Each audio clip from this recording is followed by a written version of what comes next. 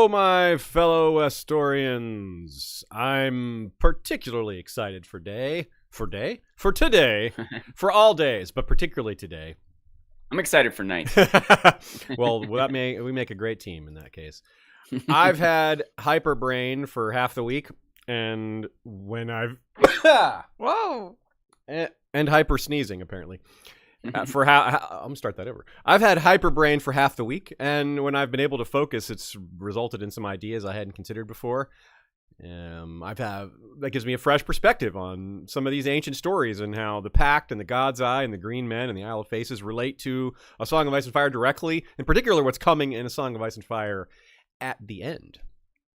The fact that these topics are so mysterious and held away from us, like held at arm's length away from readers' knowledge, is in itself a clue that it's being saved. It's something we touched on last time.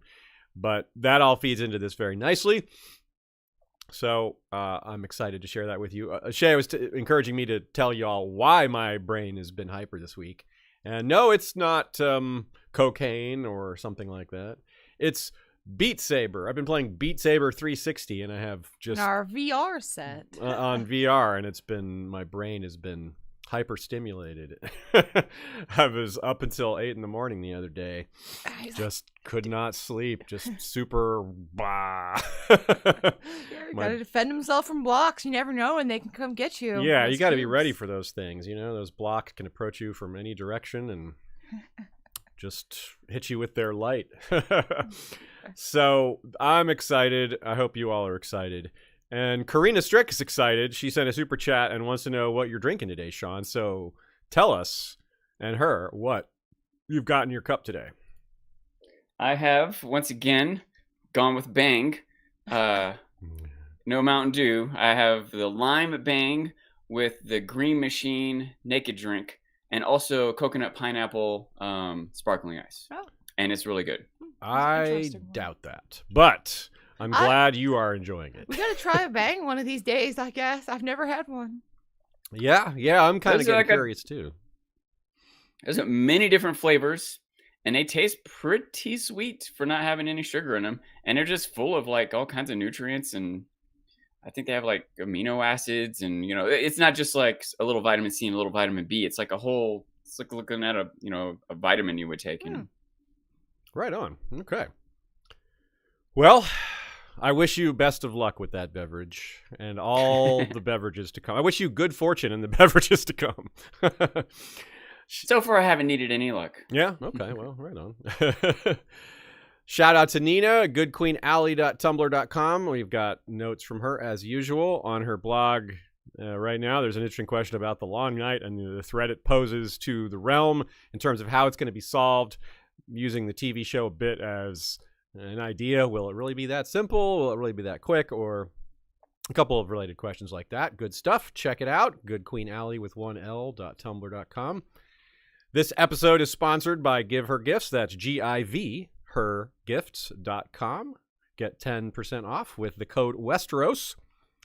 So if you all have questions for today, I highly encourage it. I'm hopefully going to stimulate some new thoughts in y'all's brains while my own brain is extra stimulated.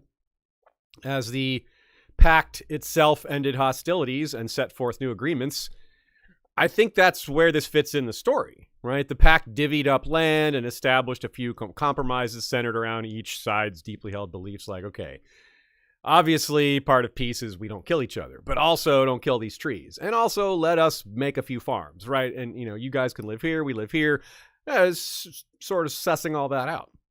Now, ultimately, I think we can expect something like that at the end of A Song of Ice and Fire as well. We even talked about one of the most, at least what we think is one of the most likely ways for that to form, which is some sort of great council at the end. That's a lot like a pact of sorts.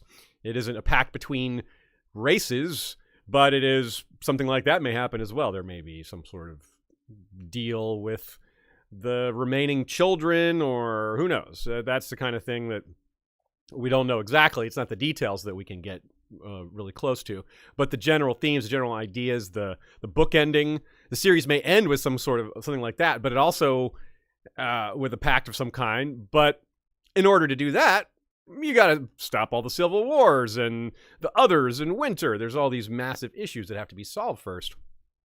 So unless winter wins, right, we're going to see something along the lines of the title of the final book becoming a reality, meaning a dream of spring. The pact ended, and it kicked off a kind of a golden age of peace between the first men and the children as, allies, neighbors, and fellow worshippers of the same or similar gods. And that might be what we are left with, or left with a hope for at the end of the series. Like, now maybe things will be better for a while. Of course, they won't be perfect. It's people, so they can't be perfect, and that would be kind of a new era too, wouldn't it, Sean? If there's like new governments, new situation, different kingdoms. What if the seasons are normal, right? What if King's Landing is destroyed and the seat of power is in a different place? What if the Citadel is gone? What if the wall is gone? Like, this is marking, it does sound like the beginning of a new era, a new age, right? And those are all huge events on their own, right? But if you got all these semi-permanent changes to the realm, like kicking off a whole new system, all that stuff, like, you can see wildlings coming south. Sure, yeah, new people living, like people, whatever. Daenerys probably as well is going to have a big impact on that. If she's bringing over Dothraki and Unsullied and R'hllor worshippers are following her, that's gonna have a big impact on the population, right? Different cultures and ethnicities will be part of Westeros, perhaps semi-permanently. Who knows? It's just a massive wave of change, which is sort of what the pact kicked off, right? This stuff happened on the Isle of Faces. We don't know the exact details, but Westeros was very changed, and it stayed changed for a long time until more changes came along, like the Andals and the Long Night and things like that. So it's really cool. As we indicated, a lot of these things aren't mentioned very often in the series. Isle of Faces doesn't come up that often. The Pact, even less. The Green Men, slightly more. And usually when one of them is mentioned, quite often all three of them are. Now, remember, too, we talked about the tale growing in the telling. That's a big subtopic we've had to discuss here. And we talked about how early on George was pretty clear that he only did world building that he thought was relevant to the story. Now, that's not true anymore, obviously, because he's added so much world building, especially stuff like in the far, far, far east. Like, I seriously doubt the city of winged men is going to matter in the series. It's really cool to think about, but like, is anyone ever going to talk about it or reference anything? I seriously doubt it. So George has clearly gone beyond that, which is why it's so important that the Pact, the Isle of Faces, the Green Men were all mentioned really, really early in the series. So they were part of the plans from George's mind, even when this was only a trilogy. When George only had 3 books planned, these were still a part of it. So these have been a part of the story a long time. So as the story has expanded, they've gotten farther into the distance because the expansion of the story is in the middle, right? He still has a general idea of how to start and end it. Those haven't changed a ton, I don't think. At least not this aspect we're talking about. So that was a lot to say to kick us off, Sean. What are your initial thoughts on those thoughts, or anything else you wanted to add as we kick off this topic today? Yeah, a couple things that you've hit on already are that the just brushing up on this, that if you search a search of Ice and Fire for, well, actually, if you search for green men, there's like 380, but almost none of them are actually green men. It's just a reference to the word men and the word green. Yeah. but if you look for Green Isle or green or Isle Faces or Green Isle or just some combination that narrows it down a little bit more, it has like less than a dozen results. Yeah. And mostly towards the beginning. So So one, like you said, that's sort of a clue to itself that it is a mystery. It's ancient, and but maybe irrelevant, But like you said, also it's right there in the beginning. Those references are all in the beginning. So I wonder if it is a sort of a foundation that will come back around. Or maybe a seed that he planted that he didn't cultivate. Maybe it won't get there. Maybe he went off enough on other tangents and is more concerned about developing these characters than hashing out the ancient history. Maybe they'll become intertwined. He's got a lot more. Even these next 2 books. People worry that maybe he won't even finish them. But I'm optimistic that he'll finish them and release another World of Ice and Fire type, Fire and Blood auxiliary, 2 is supposed to be something on the like schedule, that. yeah. So And lots of people just want to know what happened to Jon, and they don't necessarily care about the world building and the history. But a lot of us might be willing to sacrifice knowing what happens to Jon to get more of the world building history. So there's a lot of ways for him to please us or satisfy us. So, but in the meantime, we're digging for every little bit of clue or evidence or connection that we can. Damn right. And we also, I think, are going to do a lot of work today in showing just how tight some of these connections are, giving at least some ideas of what these things are referring to. Let's real quick. The mentions are so infrequent early on, I can actually list them really quick. The Isle Faces is mentioned in Catelyn's first chapter, Dany's first chapter, Jon's 5th chapter, and Bran's final chapter, meaning final chapter in a Game of Thrones, not final chapter of all, because that would be Dance with Dragons, to date. So that's really about it. It comes up a few times later. The God's Eye and Isle of Faces come up quite a bit in A Storm of Swords in that one chunk when Mira and Jojen and Bran are specifically discussing it. And that's one of our biggest clues, given that supposedly Howland Reed actually went there. So that's a huge one. Now, as well as... That is another bit of a secret George is keeping from us, is Howland Reed and his character and the Crannig men in general. That's another thing. If you search for, you'll find a few more results.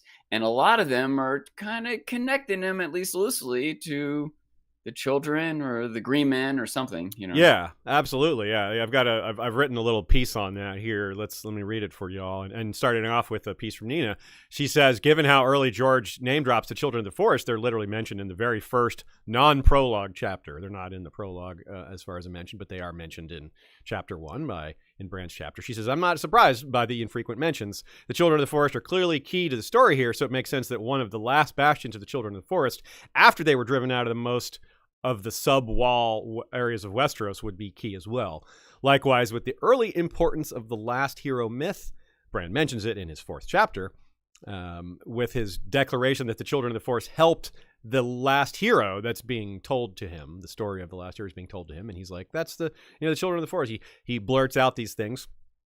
When all others failed him, the Children of the Forest helped. It's easy to see why George focuses on that so early. And now where we see that's where he is. Bran is with them 4 books later, and no one, when no one else is helping him besides Mira and Jojen, when his home has been destroyed and all his family is scattered to the 4 winds and all that. So, yeah, I mean, there it is. The last hero myth, both in kind of playing out. And that's another ancient story, as old as some of these other things. But it also fits really well with a lot of these structural ideas George has. He has a version of history repeating itself in a lot of places. And I just given you a way to envision a new pact now, or something like that. So having the series end in a manner somewhat familiar to how it all began would be really fitting. But because they're so rare, we'll be looking at more examples than usual from the main text today. We're going to have additional quotes from A Song of Ice and Fire, in addition to the World of Ice and Fire quotes. Most of that's going to be the second half of the episode, where we've got Bran chapter quotes mostly, but a few others. And like I said, and like we just introduced, a lot of that's going to be around Howland Reed. But geez, Howland Reed, like you said, you stop just to think about him for a second. Not only is he a witness to the Tower of Joy, not only did he know Lyanna prior to that, not only was he possibly privy to a lot of what down between her and Rhaegar, not to mention whatever he learned by being so close to Ned, if Ned talked to him, or whatever he witnessed or saw there. But he also has all this going for him, this stuff about the old gods. Truly, he is the character with the most knowledge yet to appear directly on page. I really can't think of someone that beats that as far as a character that has like the most secrets to tell. Benjen's the only other one I can really think of, but he's been on page. We have seen Benjen.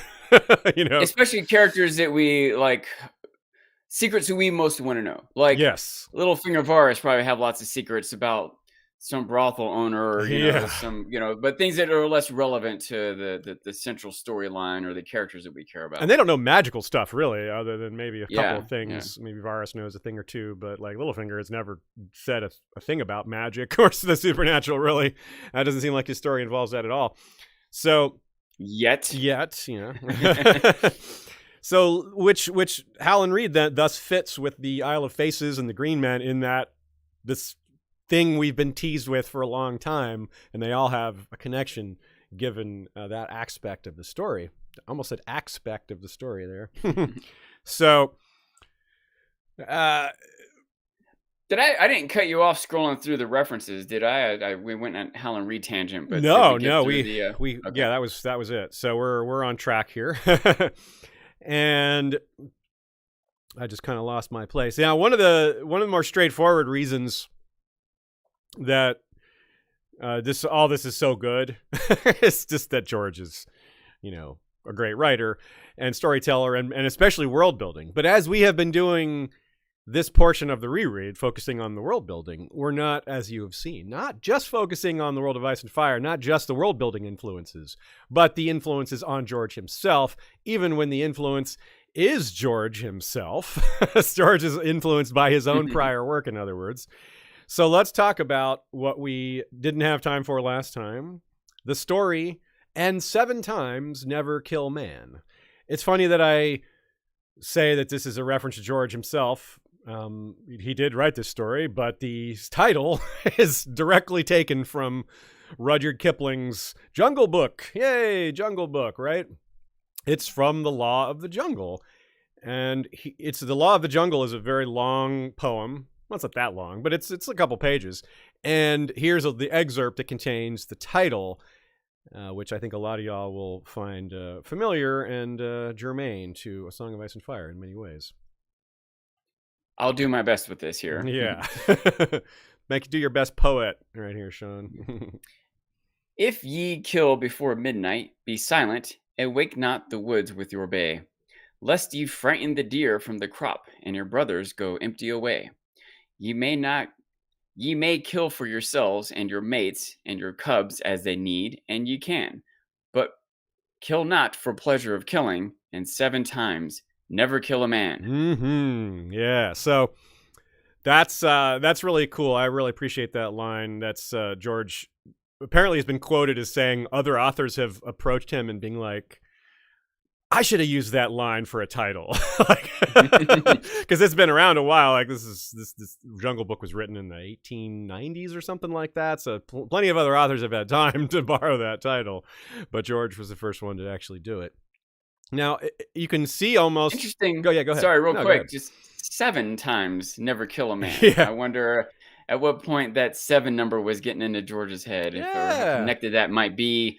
I wonder if even like we should consider each of the 7 kingdoms and what man they killed they shouldn't have or something. Yeah, that's kind of neat. It's just like, obviously on its face value, it's just being emphatic. It's like, that's how important it is. It's just like 7. It's the 7 times more important than a lot of these other things. Do not kill them. And of course, the point being, like, if you kill a person, if you kill a human, the humans will go on a wolf hunt and kill lots of wolves. Only one dead human can result in,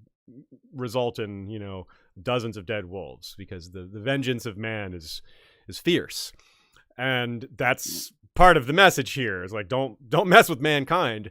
They're not to be messed with so easily. So, and that of course relates probably to what we were talking about with the bitterness that existed between the children and the humans for so long. Is you kill one human and they all, one person in the village, and they all get fired up and want to take revenge on behalf of everybody. And you can see how it will get out of hand there. A similar thing, by the way, in like, I don't know, criminals, like just don't kill a cop. Like even mean, evil, greedy, ambitious, whatever, they still like, look, you're just going to bring so much extra trouble if you kill a cop, Yeah. Like the whole, there's a whole arc in the show Narcos, which is based on the real things that happened about how, they at one point they killed a DEA agent, and it was a huge mistake, not just the obvious unethical nature of it, but like it brought so many more police and DEA and government funding to go after these narcos. So it's a similar concept. Also, a little bit of a tangent, but it is worth noting that the idea of killing is still kind of serious business. Not just murder of another human, but killing in general, like, is not in modern times. I don't want to start to get too political here, but it's kind of removed from us, the slaughtering of cattle or whatever. We don't do it ourselves. We don't see it happening. But for most of history, there's usually some sort of ceremony connected to it. You know what I mean? It's a rite of passage, or maybe even the source of where prayers come from. Animals are worshipped and so on. Killing them you don't do it for pleasure. It's no small thing. Yeah. But definitely don't kill a man. Right. So this whole notion that there's a law of the land, like a hierarchy within nature, is something that George clearly has thought about. It comes up, and it may come up yet still some more. But we've already had a few tastes of it. Here's a really particularly cool passage from A Storm of Swords, Aria 12. Here's a quote. Here we are. Okay. The sound of horses turned her head. Men. They were coming from downwind, so she had not smelled them, but now they were almost here.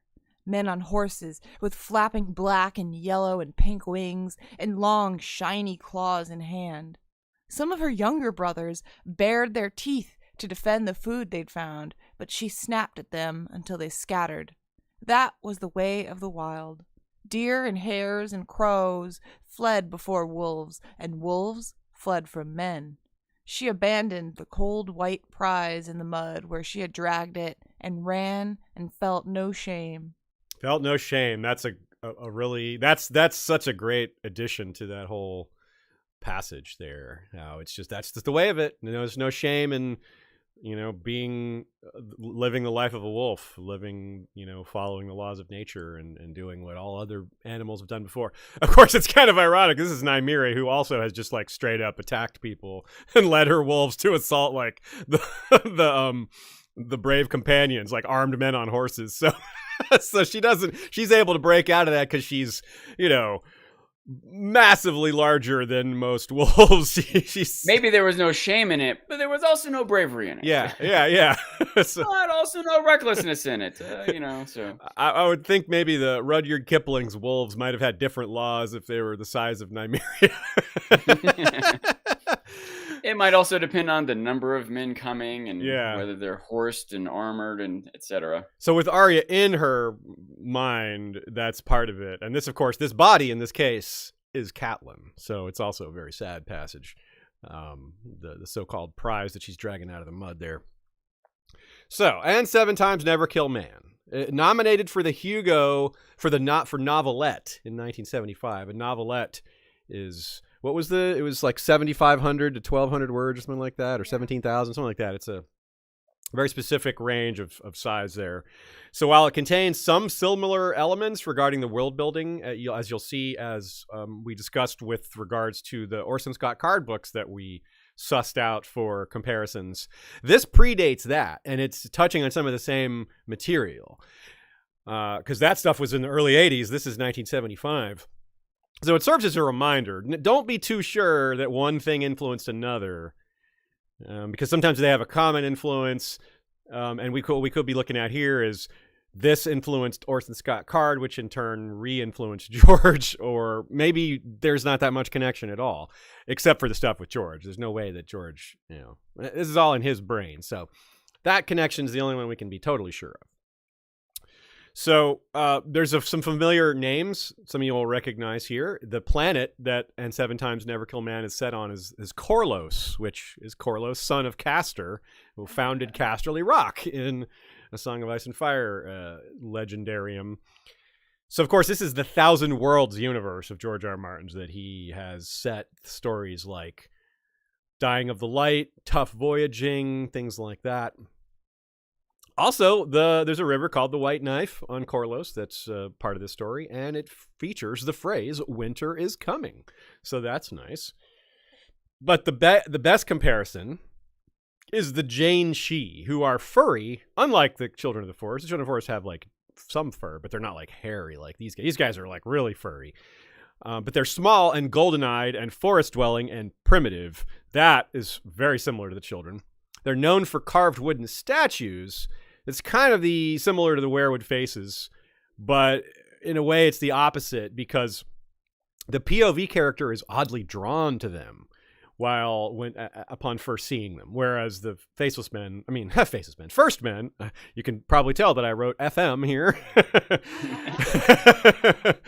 and were freaked out by the wooden faces. So it's still the opposite form of fascination. You know, they're really, instead of really drawn to them, they're really freaked out by them. But of course, eventually, even the first men came to see them as an object of worship too. In this story, they worship pyramids. Each Janshi tribe sort of centers around a pyramid, and the pyramid contains a god. The pyramid is each pyramid is a different god.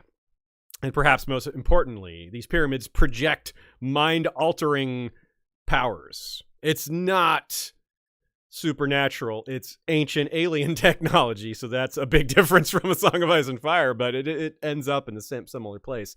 Hey, who says ancient alien technology couldn't be supernatural? Hey, you know what? You make a good point. Maybe ancient aliens planted the weirwood trees. Who knows? Maybe they engineered the children of the forest. Who knows? Who knows?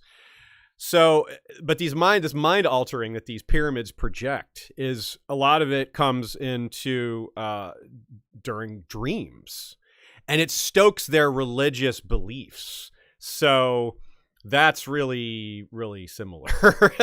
And that also maybe is a similarity to how the first men eventually started to worship something that they feared, because it's showing them what they want to see. And that is, well, that's a pretty powerful way to phrase something if you're talking about religious belief. You've got two things. You got someone who's religious or susceptible to religious belief, like wanting to believe, and then you have something that shows them exactly what they want to see. Well, you've got a closed loop there, don't you? So, Sean, what are some of your thoughts on this story? I've got a few more things to say about it, of course, but I don't want to just give a big summary here. I want to go back and forth. Yeah, I'm also careful to not spoil it too much. We don't want to spoil it anyone too out there's much. I gonna agree read with it, that, you know. And it's and I've said this many times. I think if it's really good, it can't be quote spoiled. You know, like it doesn't matter how it ends. But it is, a lot of the stories, I don't know, appeal comes from how it sums up, if you will. You know. Yeah. And I'm still kind of pondering it myself. I'm still trying to suss it all out in my mind, both the elements of the story itself, but also the parallels to Martin's other writings here. And but one quick thought is, I believe, you know, like I'm sure there's probably a lot of interpretation out there. I haven't really researched this. I don't know how long ago, how much you dug into it, Aziz, or you've only read it like a week ago. I only read it a day ago, so we might not exactly agree. I don't even think we disagree necessarily, but anyway, how big the pyramids are, in my mind, they're like, they're small. You know, they're not that big. They might be probably. In fact, they might have even said it at one point. I think they're like less than 10 feet tall, maybe 5 feet tall. Yeah, they're bigger than a person. Massive but... Egyptian pyramids. Right. Yeah. That's an important clarification. You're right. I should have said that. When I say pyramid, people probably assume really big things, but yeah, they're small. And I haven't decided in my mind if the pyramids are controlling minds, or if something else is controlling the pyramids. Like, I don't know what the control or source or motivation is, but originally anyway, they come from the Harangans, which were an enemy of the humans that humanity fought this hugely long destructive war against the Harangans, and the Harangans were defeated. It's a lot like, if you think about Harangans, is that part of another story that Martin wrote in the Thousand Worlds or whatever? It's an ongoing part of it. Yeah, the Harangans are most of the Thousand Worlds is set way after this war ended, and humanity, the Harangans are still out there, but they're a lot like the bugs of Robert Heinlein's Starship Troopers world, where they have different castes within their society, and the brain bugs, their brain Harangans, they're called minds, the Harangan minds. Those rule it all. Like, they control it, and they have like psionic power or psychic power and telekinesis and all sorts of like mind control stuff. But they're extinct, and only the lesser races are still around there, and they're not a threat to anyone. So again, you know, I don't have perspective of the other stories, but did these pyramids come from the Harangans? Yes. Or did the Harangans also get controlled by them? No, they made them. They supposedly built them, and they're just left over. This was thousands of years ago that they put them here. It was part of their. So if they're left over and the Harangans are gone, like, what are they? what are they? What's directing them to control? Or what's They're- the motivation or the? Well, they're you know what I mean? self-powered. You see what I'm Apparently. saying? Yeah, Like, they're still self-powered. self-powered to what end? Like, what are they trying to control people to do? Well, you saw what Or- happens to the Steel Angels at the end. Okay, let's give a little more context Right. here. The Steel Angels are a militant religious worshippers of Bacalon, the Pale Child, which Bacalon is in the world of A Song of Ice and Fire as a god of Essos. And the Steel Angels also have a I lot. didn't realize that, by the way. Okay, yeah, it's the same god, although not Yeah, the if same you- world. Yeah, if you look at the map of Essos, how Michael Clarfeld did a pantheon of the gods, that's one of the It's people. one around the You'll see a edges. small pale child. Is one of them. Okay. And the Steel Angels are a comp to the Andals, who came bearing steel. The first ones were wielding steel in Westeros, and they were a better comparison than the first men in some ways, because the first men weren't zealots, right? They weren't religious zealots. They just had their own beliefs that they eventually changed. The Andals were fairly zealous when they came over in their worship of the Seven, and so the Steel Angels start to see what they want to see from these pyramids, etc. But if you recall, Sean, in the story, the weapons master guy reminds the proctor, the head of the Steel Angels group. He's like, the Harangans had these devices that would put dreams into people's minds, show them what they wanted to see, and lead them to self-destruction, lead them to do things that were against their own Okay, interests. yeah. So it's just like, it's psychological warfare, But- basically. But it doesn't seem like that's happening to the Janshi. They're not being led to self-destruction. Well, in a sense, So they what were. is- In a sense, they were. You could argue that they were. Like, they found peace within it, but they've been a Stone Age race for thousands of years. They've been kept primitive. Yeah, I guess maybe how you defend self-destruction. Well, maybe they're not a threat to the stagnation. Harangans. Let's put it that Right. way. Yeah. Good point. Their Okay, Stone so Age race they're- is never going to be a threat to someone who can make these things. You know. They're right. They're maybe not gonna become extinct, but they're not gonna develop. They're not Right. gonna invent guns and spaceships and whatever else. And yeah, you're so- right. You're like you said, they're hyper peaceful, so that's perfect. It doesn't matter whether they're like destroyed or ultra submissive. That's the same result Yeah. basically, as far as some conquering race. You know, some conquering evil alien race is going to see that it's somewhat. You know, to them that's a totally cromulent result. Anyway, I guess was some of my thoughts where my brain was spinning out, and this is almost definitely tinfoily, you know, but it's maybe even been directly refuted. I'm probably not the first to think of this, but if the pyramids, the pyramids seem to be able to change form, or at least appearance. Well, they project. to Yeah, it's like observers. they project out Right. like the gods or whatever. And yeah. so, Mhm. and apparently they're scattered all around. Yes. And at one point, I don't think they were describing the pyramids. I wish I could remember a little better because I didn't go back and review and double check everything. But I just remember a black stone slab being described, Mhm. which of course immediately makes me think of the Black Stone. the obelisk in 2001 Yeah. and the oily black stone and the different stone structures in Westeros. And it made me think, when we're already talking about the sea stone chair, is it possible that that's a quote, it would have been about the same size as one of these pyramids, but a different form? And so I wonder if that's just what the Iron Islanders wanted to see, or the First Men wanted to see. Could that be something that changed form in different places around the world? Could it be affecting? Could it be? It makes less sense when you think of it as being directing people to be pacified in some way, for it to be affecting the Iron Islanders. Right. Because if it was Yeah, affecting the yeah. Iron Islanders, It's more it's like making the them go opposite. attack. Yeah. But maybe it is destructive for the Iron Islanders to keep rebelling against a more powerful. Well, I think Or, we you need to know, I don't strip. We definitely need to strip any notion that it's coming from another world, because George has been adamant about that. It's not. This is not in the Thousand Worlds. The Planetos does not exist in that universe. It's not, despite the same god Bacalon. That's not. He's adamant, and George doesn't lie. If he doesn't want to tell you something, he just will say no comment. He doesn't flat out say He'll no. say something vague It's or- not yeah. this. He doesn't. That's not his pattern at all. So if that is the case here, it's going to be a huge surprise, because it goes Yeah, against. to be things he clear, said I'm before. not necessarily trying to tie this into that world. I agree, but I think about the world. I think But apart yeah, from yeah, that, I it wonder works. if it's the same idea the in same George's idea. mind, Yeah. that this thing can have some sort of like effect on people around it or whatever. I think that's it. Yeah, I agree. I think you're on to kind of where I was at with it, which is that if it's getting into their dreams, if it's affecting how they believe it, that would go a long way to explain why the First Men went from a fear of the old gods to worshiping them. Like if this it's a lot slower process than this novelette. But of course, even in the novelette, a lot of time passes. But still, isn't it like a, I don't know, a belief at least that lead in the water in Rome might have been driving some of the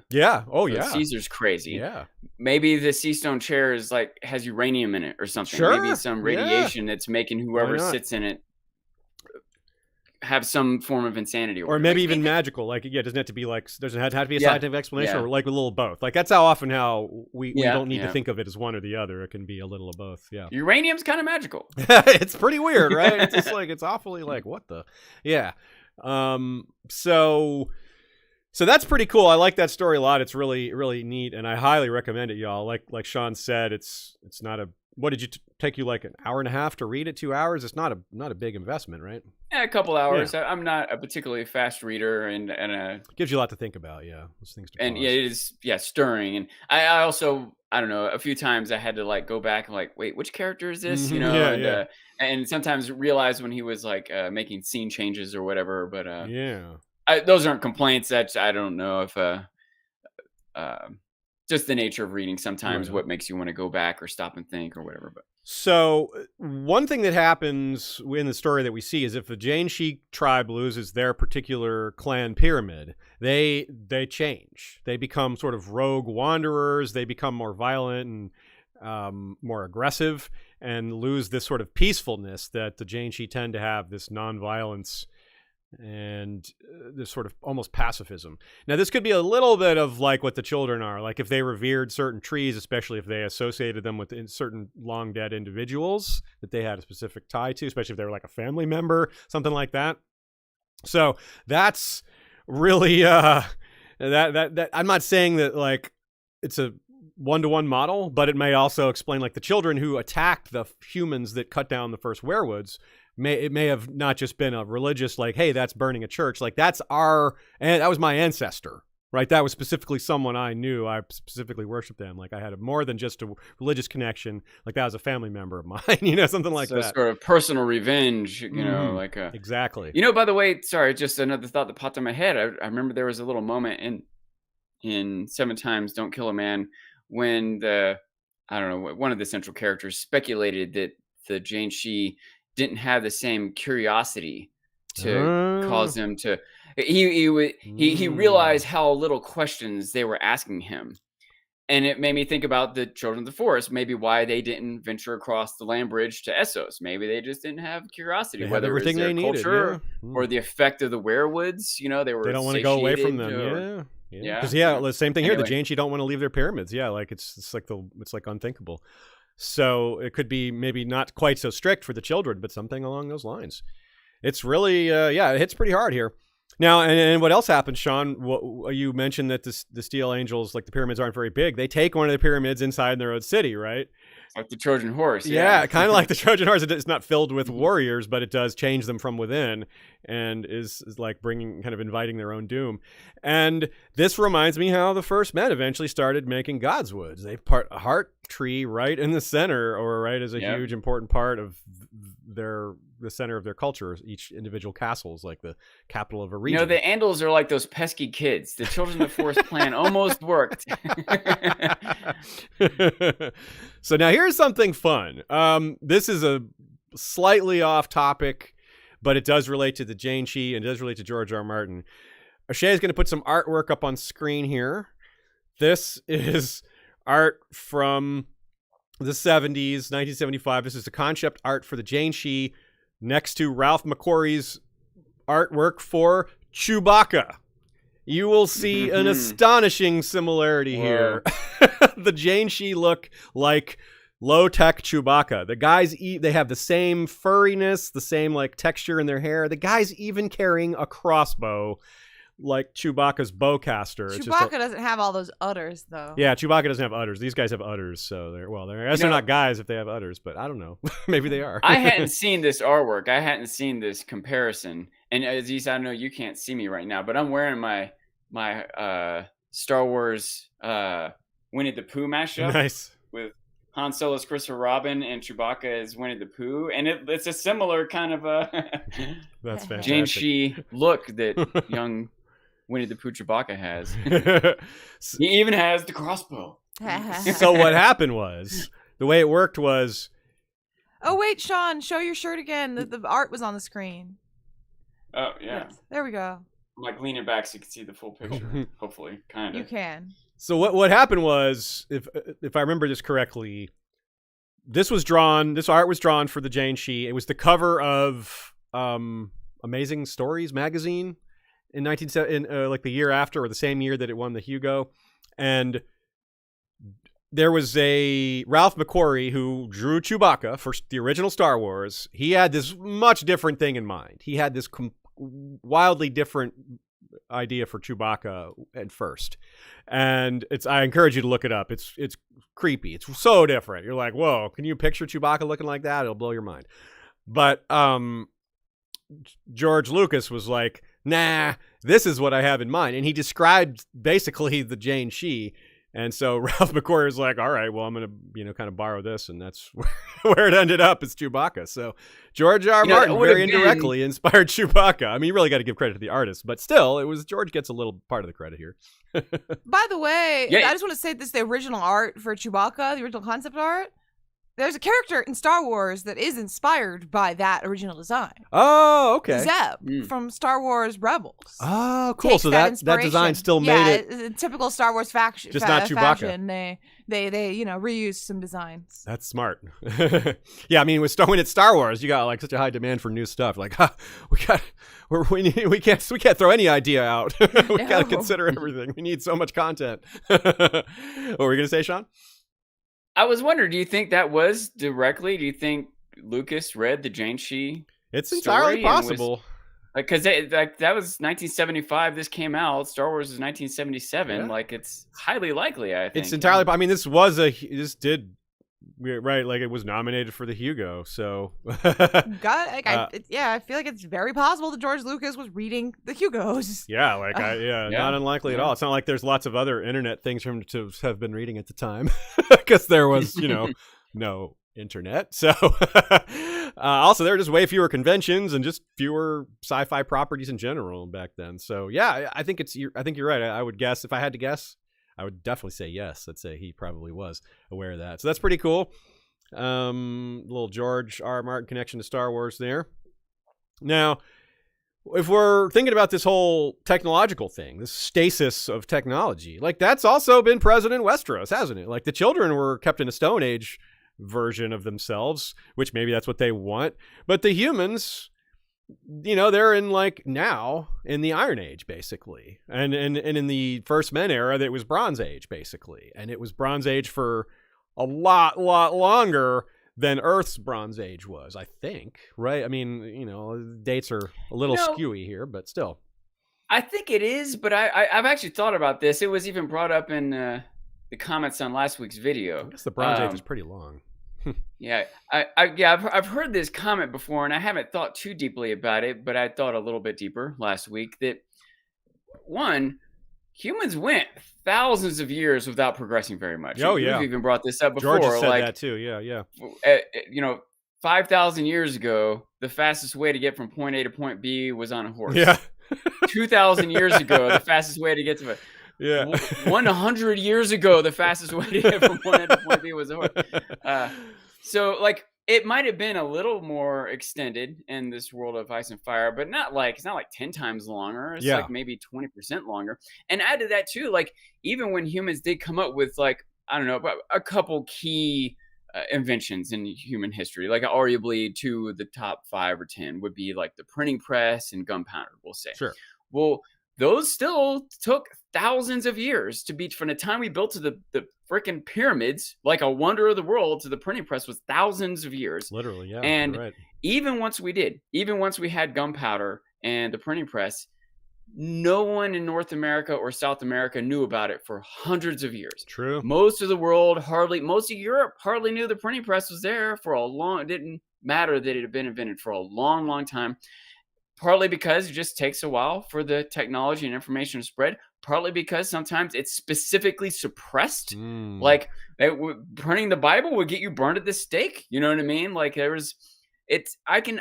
me, it's not that crazy to think that Westeros even came up with a printing press or the Planetos or whatever and no one knows about it. It's just in some city state that hasn't released that technology, or that the maesters know about it, but they're keeping it under wraps because it might be a threat to their power, or because they want to make sure they get it hashed out before they release it. You could go on and on with the different reasons that a technology might have been come up with and secluded or lost or suppressed. And I don't think there might even be a little bit of luck to the timing of when humans came up with it, and that it spread. Like ancient Egyptians had running water, they had plumbing that came and went. Like hundreds of years later, Paris is still like has dysentery because they're just throwing their poop out in the streets. The ancient Egyptians had running water or plumbing in their houses, So I can see. To me, it's not that weird or crazy, the technological state that Westeros. Yeah, right on. Yeah, I don't think it's that weird either. I kind of agree with you. Like there's some aspects of it you can nitpick, but as a whole, yeah, I don't think it's terribly unrealistic. It's not preposterous. Yeah. So let me throw a hat tip shout out to Cantus, who is the originator of the night lamp theory that we mentioned in our collab with Brendan Beefish on our Battle of Ice episodes from many years ago. He wrote quite a bit on And Seven Times Never Kill Man, and I read his thoughts on it. So check that out if you are so inclined. If you want more on And Seven Times Never Kill Man and some related theories, here's a couple theories that I hadn't considered. Like you said, Sean, I read this story last week, but I'd also read it like 10 years ago. But, and I thought about a lot of this back then.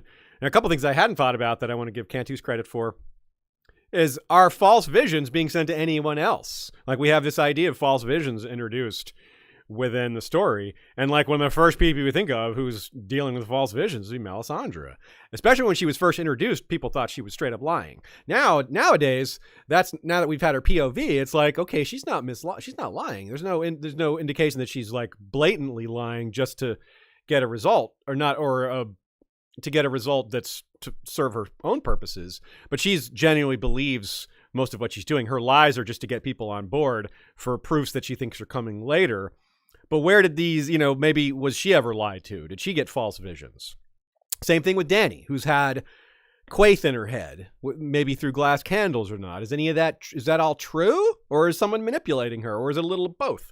Bran had visions right away from Bloodraven when he's in a coma. Now, those are also, there's some manipulation going on there, probably for a good purpose, but it's mostly true. But it's not all true, and it's not all straightforward. Like, for example, at one point, Bran is... like they're just talking about like, can I have some corn, in his dream. So it's very metaphorical. It's not right. So there's definitely room to editorialize within these dreams or to make things up. It's not all just straight images of reality. Or to make errors. Yeah, very true. So lies, errors, omissions. Exactly. So there's all sorts of, this fits really well.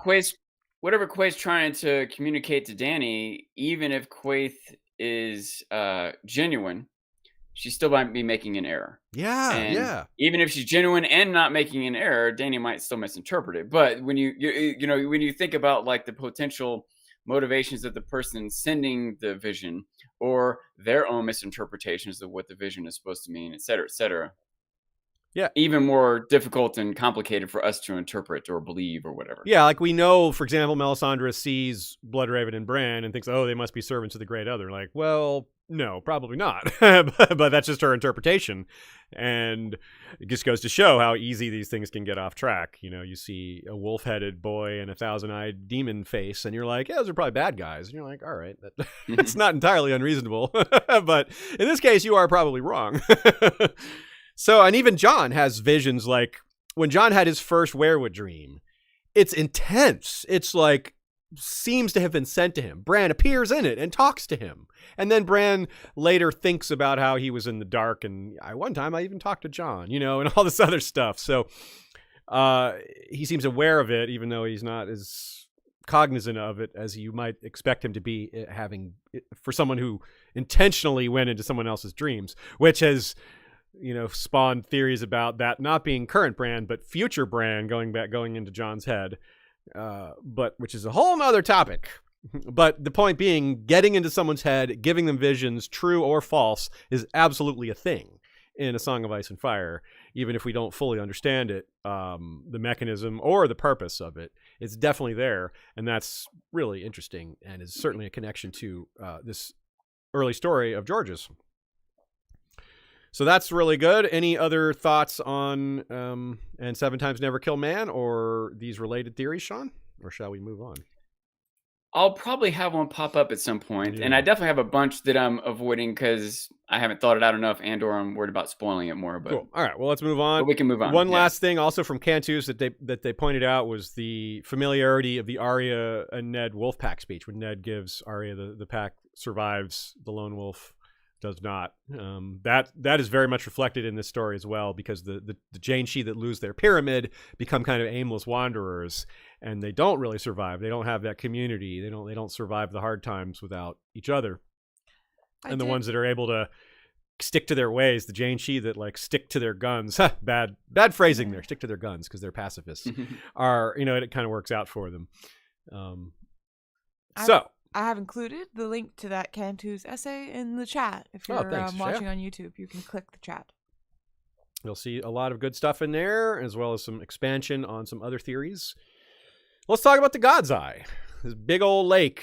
It's placed near Harrenhal, which of course did not exist in this time. Well, Harrenhal was only built 300 years ago, so it's relatively recent in terms of these things.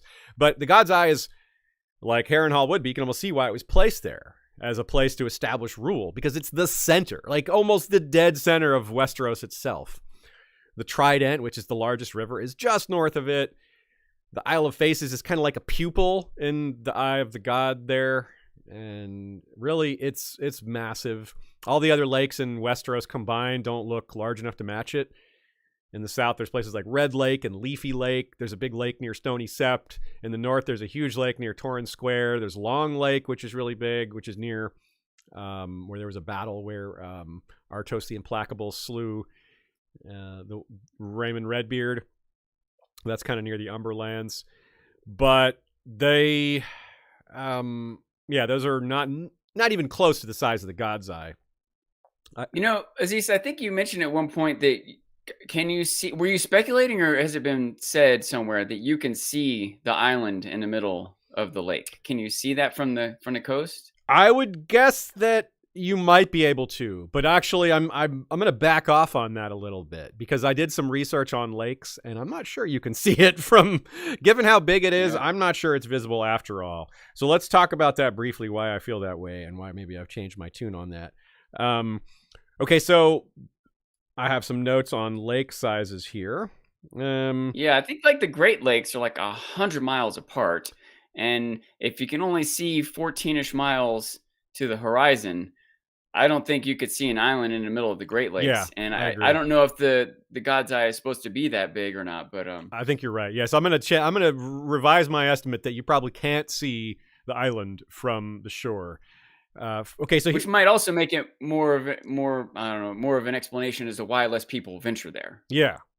Now, according to some math that Nina shared with me from our friend Adam Whitehead, Wordhead, great member of the community, has done a lot of work in particular on maps and stuff like this. In fact, his blog is called Atlas of Ice and Fire, and that's very worth checking out. So I highly suggest that, Atlas of Ice and Fire. That's his website. Now, he estimates, based on travel time and distances and map stuff, that the God's Eye is about 8,800 square miles, whereas Long Lake, for reference, would be about 1,800 square miles. For reference, Lake Superior, which is the largest surface area in the world, has a lot more. It's like 37,000. So it's way bigger. So this is, as far as like real world lakes, the God's Eye isn't actually that big compared to some Earth lakes, but it's still. Although it is worth huge. noting, Lake Superior is really it's hard to comprehend. Lake Superior is like the size of Florida. I mean, it's hard to comprehend how big of a lake that is. I think it's actually closer to the size of Maine, but whatever. It's huge. Yeah, so Maine's a big state. Maine's not that much smaller than Florida. No, yeah, it's like so 21%. The Great Lakes combined, all of them put together, have 21% of the world's fresh water, and. But Lake Superior has the largest surface area. Lake Baikal is actually the biggest lake in the world. It's way bigger than even Lake Superior, even though it has a smaller surface area. It's Is that like kind of for the depth of the water? Yeah, or? It's 22% of the world's fresh water by itself, whereas all the Great Lakes combined are less than that. So Baikal is bigger than all the Great Lakes combined. It's massive. It's also 25 to 30 million years old and is a rift lake. You were talking about tectonic plates in a prior episode, Sean. Rift lakes are formed by at the junction of plates, so they can be massively deep and just massive in general. Oh yeah. Where I think the Great Lakes were carved out by glaciers. Absolutely, you're completely right. The Great Lakes are. Baikal is like 25 to 30 million years old, where the Great Lakes are like 14,000 years old. So that's more likely what we're dealing with here, because the Great Lakes are not insanely deep. They're like no more than hundreds of feet deep, whereas Baikal is like a mile deep at its deepest. And we know that the skeleton of Vhagar went into, Vhagar died in the God's Eye and was hauled out. Like, body was hauled out many years later. So it couldn't be a mile deep, I don't think. I don't think Westeros has the technology to recover a body that deep. So this makes sense to me that it would, like, there would have been some glacial melt, in Westeros, and it formed this lake. Yeah. So anyway, that's our fun thing about lakes there. Can I say a thing about lakes? You should say a thing about lakes. It's connected to this. Anyways, it's more about the idea that there can be times of the year, there can be times where they could see the God's Eye and they couldn't otherwise. And that's because of what's called a superior mirage, which is where when there's warm air rests on this layer of cool air, it bends light rays. And so there was this period of time, for example, recently this year, where in Canada, up in British Columbia, they saw these people just like photographed an iceberg, and they're like, why is there an iceberg here? Well, it was because of a superior mirage that was showing them something from much farther away. Isn't that wild? That is wild. So yeah, there is. It is possible that there's land off the coast that you would see never except for during this mirage. And of course, that would not take away from the notion that this is a magical place. No, exactly. The idea that you only like once you that ever would see increase the the mysticism. I wonder if that could even add to the mystique of the Riverlands. The Crannogmen. They're moving islands. Oh yeah, they're moving castles or whatever. Good call. That's a nice thing to relate to that. Yeah, I like that. Yeah, the house just occurs on warm air resting on a layer of cool air. Yeah. That's where they live. Oh, I like that. Yes, that's really neat. I like that idea, Shay. So that's pretty cool. And Nina adds a note here. She wonders if Lomas Longstrider, the great explorer, ever visited the God's Eye and what he would have thought of it. I would have to assume yes. I mean, the guy went to the Vale. He went to Ashai, probably. So, like, you'd think he would go to the God's Eye. But the Isle of Faces, though, that I would doubt. And she also notes the largest lake in the world seems to be the Poison Sea near the Bone Mountains, which maybe isn't a lake, depends on how you classify it, but some people classify the Great Lakes as inland seas and not lakes. So it's, let the geologists, or whatever the proper term, argue over the terminology. Point is, huge bodies of water. Nerds. Wait, we're nerds. Damn, we're nerds. You're right. We should argue about the definition.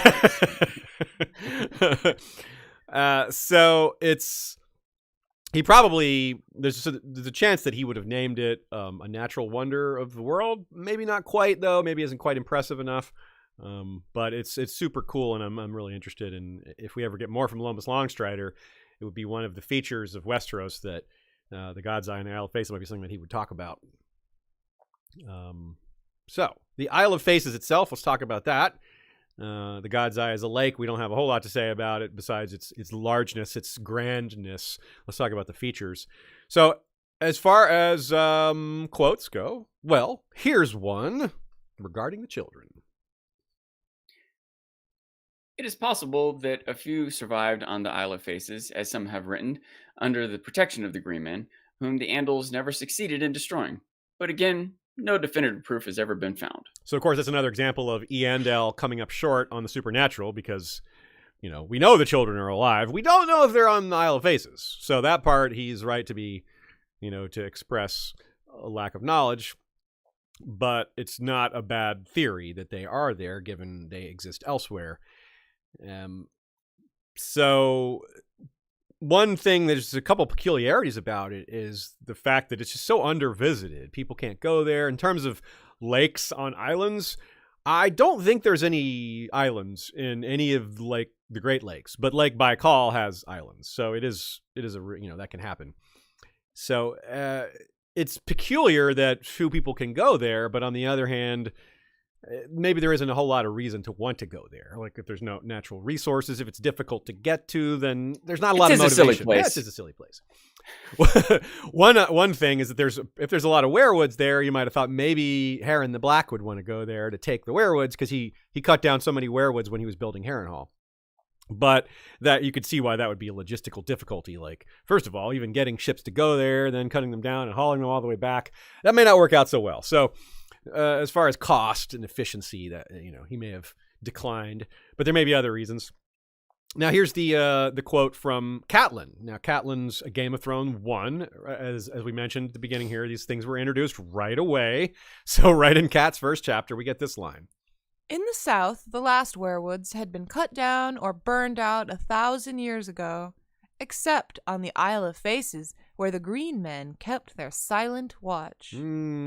This is kind of neat. Like, we haven't talked about Cat's chapters in quite a while, but it's a bit of a reversal because one of the many things Catelyn's early chapters do is establish her as the one person who's got a POV who lives in the North that isn't from the North.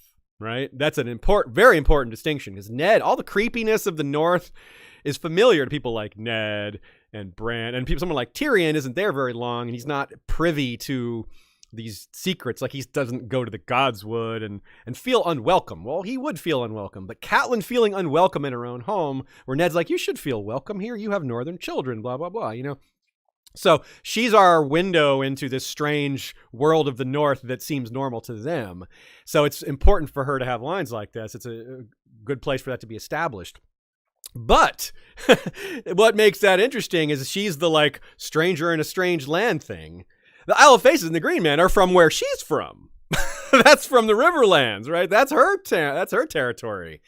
That's the Tullys rule the Riverlands, right? So that's the reversal there. Instead of the creepy strangeness of the North, where this may all end is in the South, where she's from, where her family ruled. And that takes us to Bran a bit. Start thinking about how Bran fits into all that and where Bran may end up, which is not necessarily in Winterfell. He may end up in the South. He does have that look, doesn't he? So how does that strike you, Sean? Yeah, go ahead. This is a little bit of a tangent, but it's something my mind's been spinning on for the past week or so. Yeah. I watched a video. There's a girl, I think her name is Jessica, maybe Jessica Lydell. I wish I could remember the YouTube channel to give more credit. But anyway, she had a video about Sansa, but part of it was she pointed out that who was Catelyn's mother? Minissa Went. Yeah, Went. Oh, Went. Yes. And is there any history of insanity among the Wents? Well, there's history of problems with all the families at Harrenhal, and that's the family. That was the family that held Harrenhal at the beginning of the series. Yeah. And she pointed out that there's, I don't know quite the right word to use, but impulsiveness, unevenness, streak of madness among. So Edmure maybe was a little like impulsive in his attack that kind of ruined Rob's plans, right? Yeah. Catelyn, a little impulsive, arresting Tyrion. Lysa, this is a little very closer impulsive, to straight up crazy. Yeah. And then think about the Stark kids. They all have different little bits of Rickon's a little quick, and Shaggy Dog a little quick to aggressiveness. Bran's maybe a little too bold, climbing around everywhere. He's not aggressive, but he is brave. Yeah, ready to charge off to war and take over the North. Mm-hmm. Like Arya, of course, maybe the most extreme. Sansa is really the only one, but she hasn't been in position to. Like, she was very eager to just marry the prince, even though she didn't know what a crazy person he was. Went and told told the. She's done some impulsive things, though. She was impulsive. Yeah, but that I don't know if they're unusual for a 12-year-old. The thing I'll say here, just to cut in here, is also that there's one Stark that was known for his impulsivity. Is Brandon Stark. Is from the previous generation. Brand, is the one that Catelyn almost Ned's married. Brother. The Brandon. That's very true. Ned doesn't seem to be particularly impulsive. No, but anyway, you see this streak of it running through the Tullys or maybe the Wents. Yeah. And, maybe it's not necessarily. Maybe I'm or she or whoever is reading too much into it. But anyway, just a thought. Yeah. And it was also interesting to think along this lines too. Just going a little further, think about how Sansa has been the most restrictive from her ability to be impulsive. Like the other Stark kids, for the most part, have had some amount of agency, even if things haven't turned out, where she's been effectively a prisoner the whole time. But yeah. Anyway, sorry, just a little tangent, just thinking about that don't know, connection that I had never really pieced together, that there might be a streak of madness in the Tullies that maybe came from the Wents. Yeah, it's Anyway. possible. Sure. So yeah, so it's very interesting to me. I take offense to any hate on the Lostons, the Wents, anyone that held Harrenhal. Maybe you could replace impulsive with bold, and it's not as hateful. So the Stark children have this sort of dual heritage. You know, Jon's of course is a little different. He has dual heritage too. It just doesn't connect to the Riverlands like the others do. Now, now remember what they all look like. You mentioned the look, like Arya of Catelyn's children. Only Arya looks like Ned, whereas Robb and Rickon and Bran and Sansa all have the auburn hair and blue eyes. And what does that mean? Maybe not a lot, but one thing that occurs to me, I remember tweeting about this a lot, and having a lot of King Bran thoughts after season 8 or what have you, and talking about how the 3 colors of the trident are blue, red, and green, and there's this phrase in the World of Ice and Fire right around the Riverlands section that talks about an ancient figure called the Green King of the God's Eye. And, well, if Bran's a green seer and a king and has blue eyes and red hair, then he's got all those colors matching. It just lines up really nicely. It just might be coincidence. But if his fate is around that zone, if he's going to rule or control or what have you, it fits so well. Him being a green king and having his kingdom emanate from the God's Eye. Remember what we talked about earlier at the beginning of this episode. What if King's Landing is destroyed or no longer the seat of power? Well, you got to establish a new one. And, well, if it's Bran's the guy, well, where is he going to choose? Maybe he'll choose something along those lines, something near the God's Eye, something like that. The God's Eye itself would be a little too Ivory Tower-ish. You know what I mean? I don't know if that would be a wise choice, and he might not necessarily make the wise choice. But yeah, I mean, I don't know. It's not a good place. Like, I doubt the actual Isle of Faces would be a good place to have your seat of power because, like, how do you communicate with people? Ravens. Yeah, just ravens. Send them out there. Everyone, all orders are sent via raven around the world, around the country, and Nina wonders, given the reverence for the Isle of Faces, if there was any additional religious clout in ancient times for kings in the Riverlands, especially if they claimed this territory as part of their domain, like House Mudd or House Fisher or any of these places like that.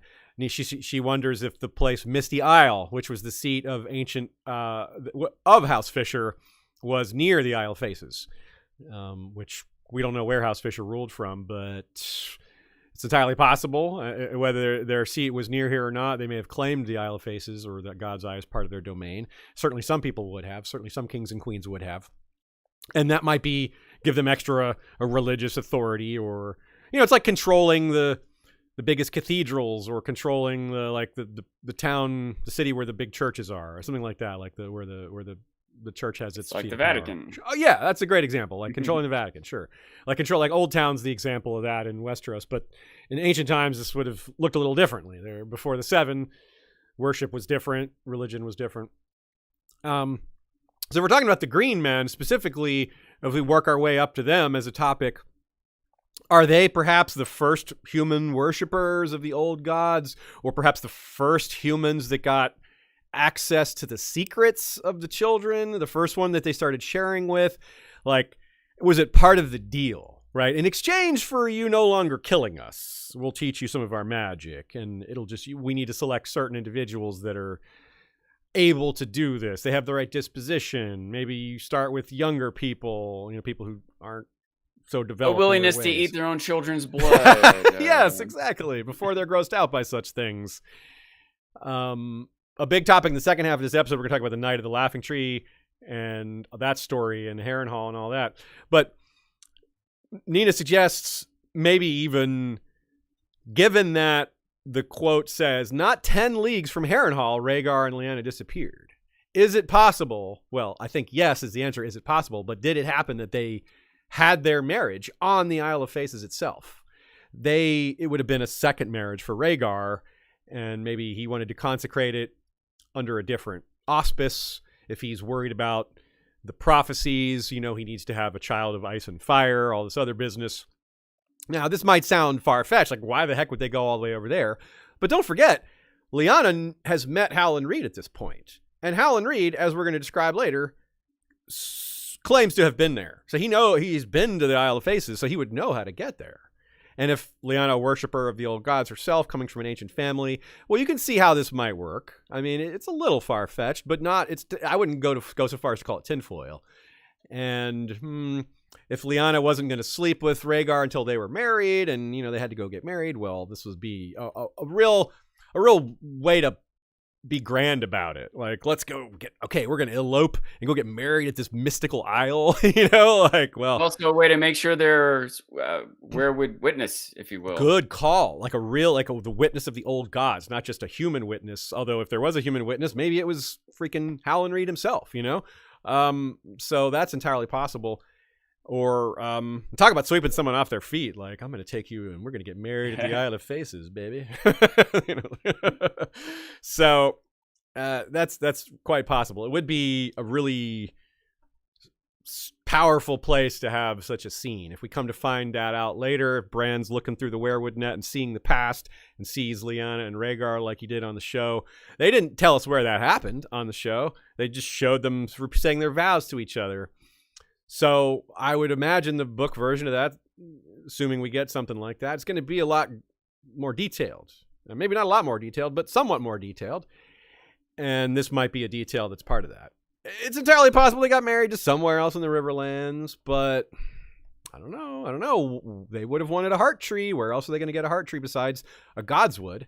And if they elope, if they ran away, well, then what castle godswood are they going to get married at? Like, that's in someone's castle. That's not eloped, right? So I don't know, Sean. What do you think about this whole marriage aspect? Yeah, it seems likely for a lot of reasons to me. Okay, cool. Yeah.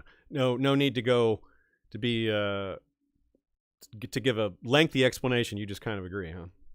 Yeah, I mean, all the explanations you just gave. Yeah, it's pretty thorough, huh? Good thoughts. It would have been romantic. It would have been epic. It would have been. I'm trying to think of the word. Prophetic. That's not the word. Like fulfilling. Like if Rhaegar has these fulfilling prophecies, mystical. It would feel right to him, like he's doing what he's supposed to do, like he's fulfilling his destiny. Like I'm doing what I'm. Yeah, something along those lines. Like if he felt the pull of this, if he had dreams, maybe the dreams he was having were false. Although it doesn't mean they were sent by someone else. He certainly misinterpreted some things. We know that. I think it was auspicious. Yeah, auspicious. Ooh, good word for that. Yes, auspicious. I also wonder if it's a hinge of the world. Remember that Melisandre introduces us to that concept at the wall. She says, this is a hinge of the world. And maybe we've taken that concept too far. Like, hinge of the world, maybe it's turn of the phrase, like she just made up to describe the majesty of that place. But it sounds like a hinge is like the controlling of a door, the portal to another place. So imagining it as a place where magic is stronger is where a lot of people have taken that interpretation, and I tend to agree with that, at least as a possibility.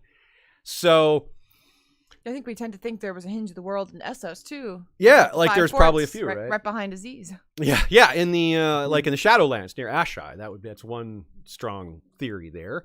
So maybe there's a hinge of the world there at the Isle of Faces. That would make a lot of sense, wouldn't it? That's how she knows a place hinges. where magic is really strong. What's that? That's how she knows her hinges. She's been to one before.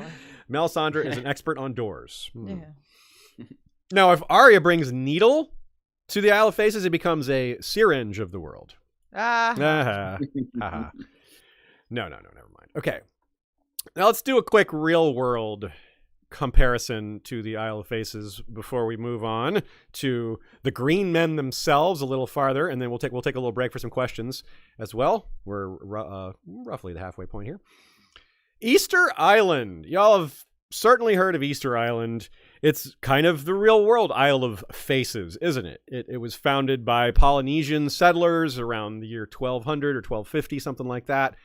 And it formed they started building the Moai statues, which are made of volcanic ash. They actually look a lot like what Dragonstone would look like because it's red, black, porous rock with some red to it. And like the werewood trees, like the heart trees with faces, they represent ancestors. The Polynesian people believed, these Polynesian people believed that their ancient spirits of their ancestors were imbued within these statues. That was a strong belief that they held.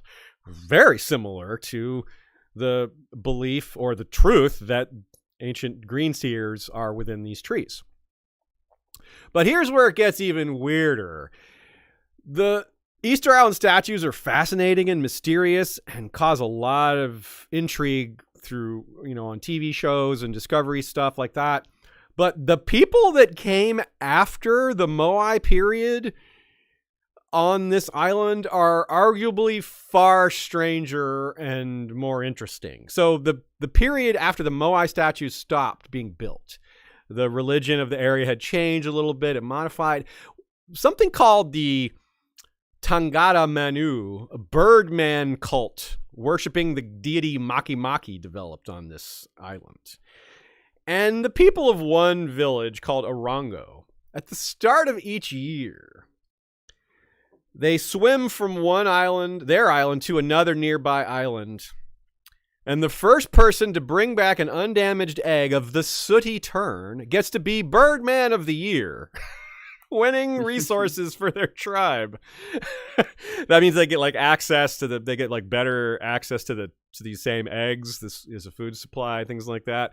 There's 500 stone petroglyphs, which are carved into the rock faces around there that are very clear still because the particular rock they're carved into doesn't wear very well, which is good. So these petroglyphs hang around, and apparently these are the winners of Birdman of the Year. These are they're trophy carvings. But here's the caveat: please let the gang go. Yes, the gang needs to go for the sooty tern here. So yeah, the sooty tern, that's a great name, right? Sooty tern, Tern. It's a type of bird, obviously, the bird eggs. But it's extremely dangerous, this thing. It's not just a race. People died all the time, falling off cliffs or being eaten by sharks. I mean, come on. And here's another part that just blows my mind. Some of the officials, the people, they have actual prophets and prophetesses that have dreams that decide who the contestants are and who the officials are going to be. At any point during this, did you all forget that this is a real world thing we're talking about? This isn't fantasy. This Birdman cult with prophets and dreams and sharks and stone carvings is all happened 200 years ago. So man, that's so cool. So sometimes you don't need to go any farther than the real world for fantastical elements like that. That could be a fantasy setting right there. I mean, it is a fantasy setting, except that it's real or was real. So anyway, that's super cool. I had to throw that in there. As we move into our first little batch of questions and our halfway point, let's say I'll give a shout out to our good friends over at the Isle of Faces pod. I want to show some love to Joe Buckley and to Emily of the Erie, but in particular Joe, who had a pretty severe back injury and hasn't been around lately. So want to let people know that he's in that state, and if you want to send him a message, tell him we miss him. Let him know. I'm sure he'd appreciate that. Okay, Julie A says, question for the panel. What are their thoughts on who will meet Howland and visit the Isle of Faces? Actually visiting the Isle of Faces, actually going there. I wonder if anyone will actually do that. It depends on if you think Bran will actually end up there. Bran's the only one that I really feel super strongly about. I don't really think Arya would go there. And the other thing is that whether we, going there, he can go there as a green seer and not actually physically go there, but go there, mentally. I think as far as who will meet Howland, now that I think that's a good chance that's Bran or Sansa, Jon, any of the Starks could meet Howland. He could come to Winterfell after Winterfell is restored, especially after the Starks maybe regain power. I think Stark POV as well. I agree with you, Bran. I guess I think Sansa, Jon, yeah. But it's hard to suss out individually which of those ones. You have to think that it has to do with Jon's parentage is when he'll come around. So if it's related to that, no. Or any reason that the Brotherhood or Lady Stoneheart might go there?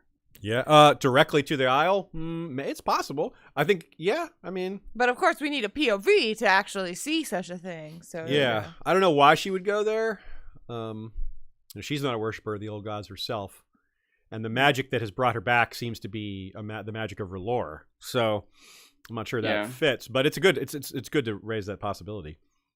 Like that, the Brotherhood is in that Riverlands area. I don't know how. I mean, it's a big area, so they might not be close. But if they, I don't know, were retreating, if they're about to be captured, or if they were compelled by Bran, or I don't know. I guess it.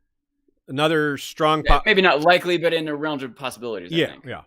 Another idea we have to consider is any of the Dragon Riders. Anyone who's a Dragon Rider has a much better chance to go there because they have the logistical means. They can fly, right? Like, that's pretty straightforward. And in fact, one of the stories we have coming in the second half is a story about a Dragon Rider going there.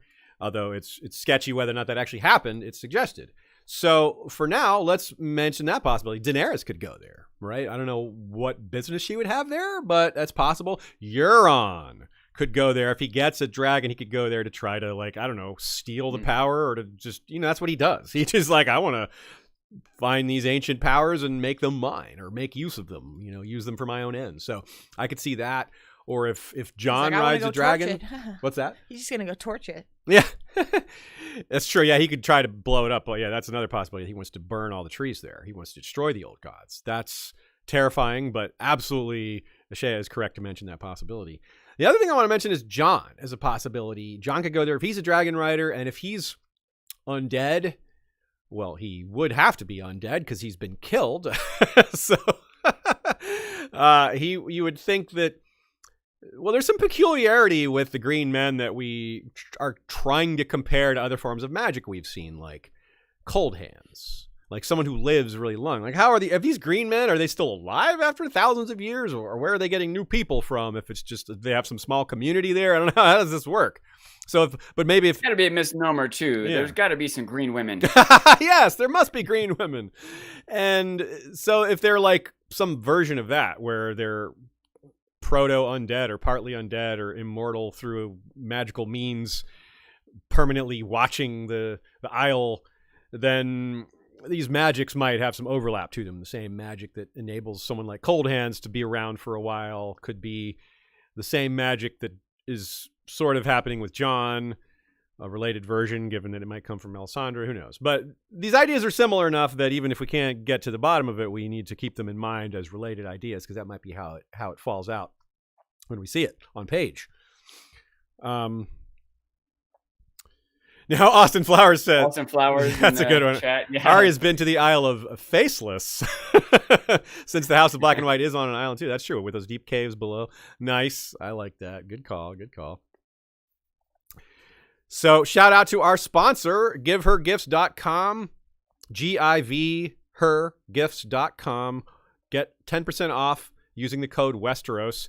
This is very on theme today, because when we're talking about things like fertility, renewal, long-lasting permanence, and cycles, that describes a lot of good relationships, because a lot of relationships aren't perfect, right? You have hopefully not bad times, but no relationship is perfect, so you have to have some, bumps in the road. And a lot of times you come through those bumps even stronger than you were before. Right, and I think with a gift, especially like on a holiday upcoming, like Valentine's Day here in the U.S., it is that time of year as we're recording. It's January 30th, 2022. This particular live stream is happening. And that's a good way to renew your love for somebody, is to get them a meaningful gift, something that you can enjoy together. And I think that would be a good way to start. Ashea, you had something to say? Yes, I was going to say that, as Aziz said, if you give someone a gift, you have to give them a gift many times a year, which can be stressful. You have Valentine's Day, you have their birthday, you have a holiday wintertime gift for maybe Christmas or something like that. It really adds up. So anyways, you can give them a massage. I think that it's great to do an actual activity together. Yeah, rather than just, I mean, there's nothing wrong with giving other stuff, but things that you can do together, things that you can engage with on a personal basis, there's some argument that might be a little better, especially if you haven't done something like that in a while. So GiveHerGifts.com package might be perfect for you. It is an experience you and your partner can do together. It's about connection. And Aaron, of course, this is the owner. I like to mention that it's a small business. You'd be helping out a startup get going. Yeah, you're helping Aaron and you're helping us. Yeah, so you're helping two people. Well, I guess more than that because we're 3 people. So check out the link in the description. That's givhergifts.com. 10% off with the code Westeros. And we hope you have an excellent Valentine's Day and future holidays as well. Or Galentine's Day. Or Galentine's Day. You could give your best friend a massage. That's true. That's true. It's not give him gifts, but we're not saying who you are. You could be whoever. So Kiera from our Discord, shout out to Kiera, has added a lot to the discussion over there. They've been really adding a lot of great thoughts on a variety of topics, so I wanted to acknowledge that. And you can join Discord if you go to discord.com/howdiscord. Just that link. Nice and simple. The suggestion is the green men seem a lot like the closest thing to priests of the old gods, tending trees, etc. Like a bit like a druid, sort of like that. Yeah, that's true. Even though we don't know exactly what they are, in terms of what their job seems to be, the basic idea of their job description does seem to fit that. And that, I like that idea. We don't actually have priests of the old gods. This is, as they're saying, this is maybe the closest thing to that. So, yeah, that's great. I appreciate that that thought.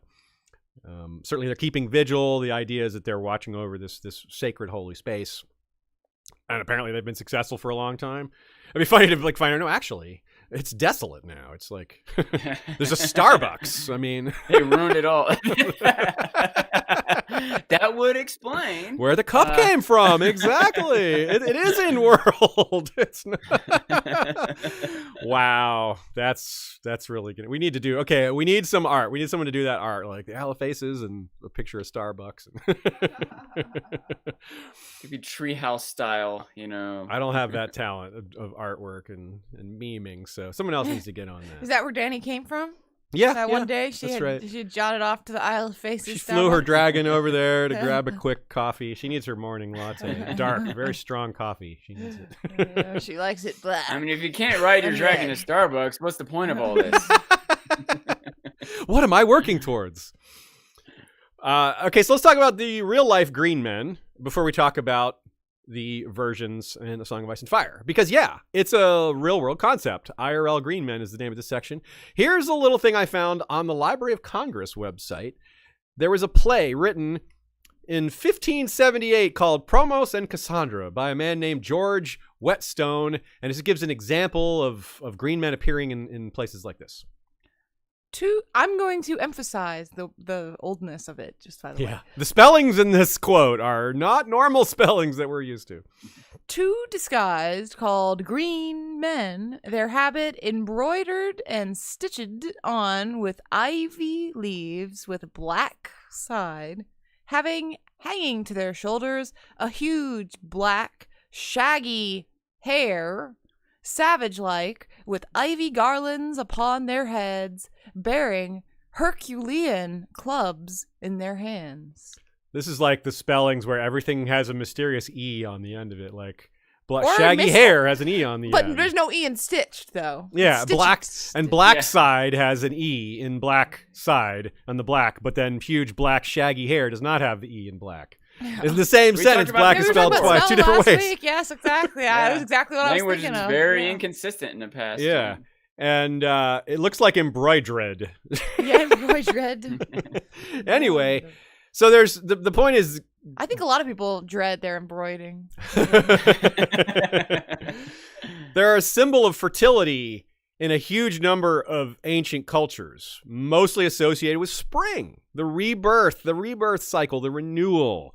They appear independently, meaning, as far as we know, the green men of, say, Borneo had nothing to do with the green men of Nepal or the green men of Europe, all over Europe. There's just green men that just appear. They're just in a lot of places. It's really neat.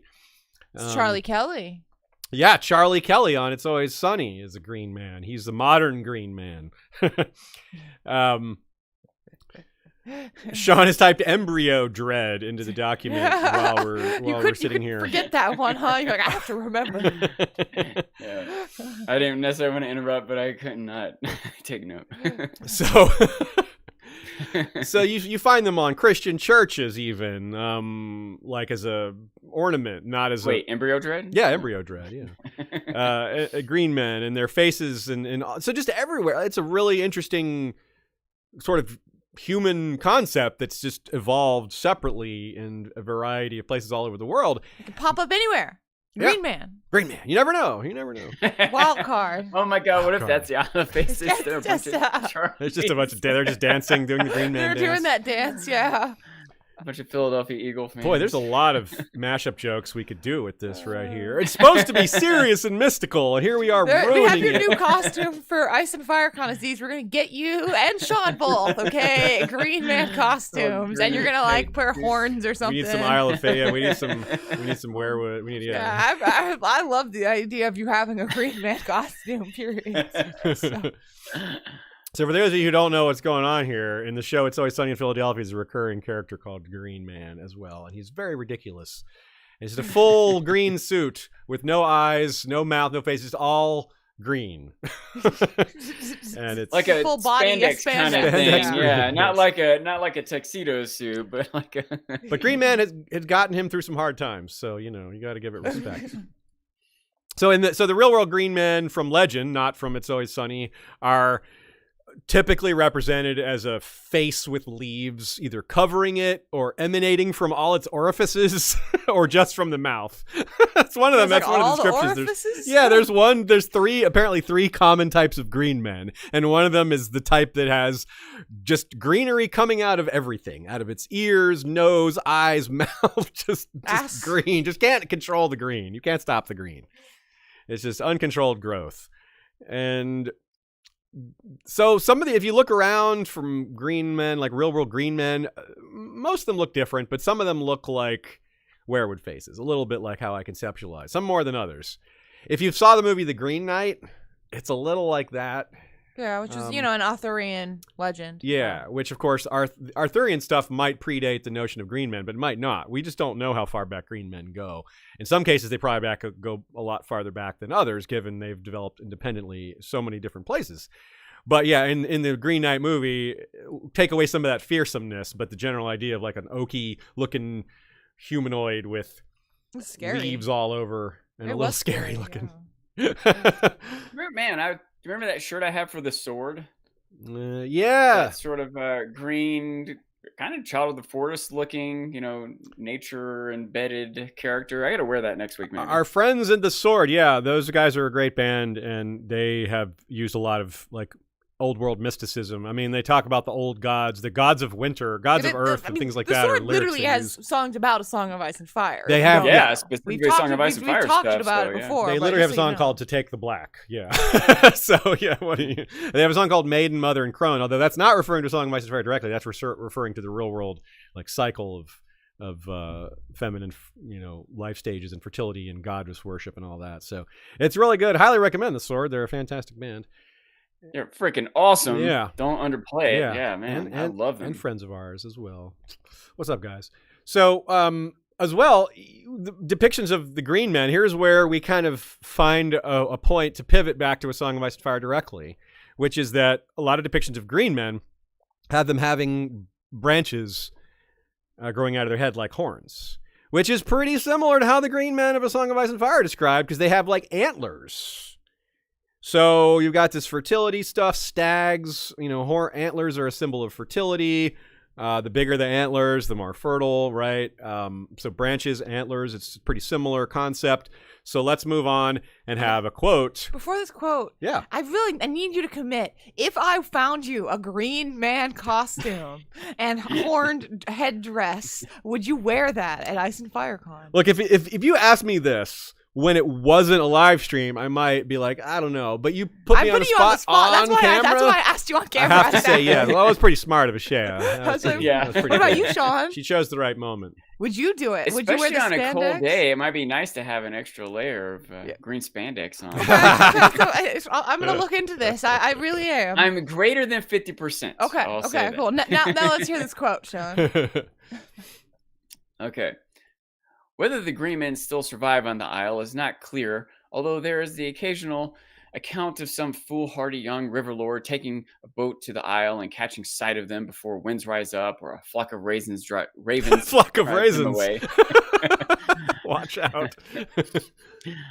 The nursery tales claiming that they are horned and have dark green skin is a corruption of the likely truth, which is that the green men wore green garments and horn headdresses. Oh, says you, Eandel. Really? Green man? You don't know. He's just... Well, I mean, the likely truth probably is that they're just people wearing costumes. In the real world, that would be the likely truth, but not here. This is where, I mean, the likely truth isn't so likely. It's just a possibility that they're just wearing costumes. But even that is, again, if they're just wearing costumes and if they're supposedly still there, well...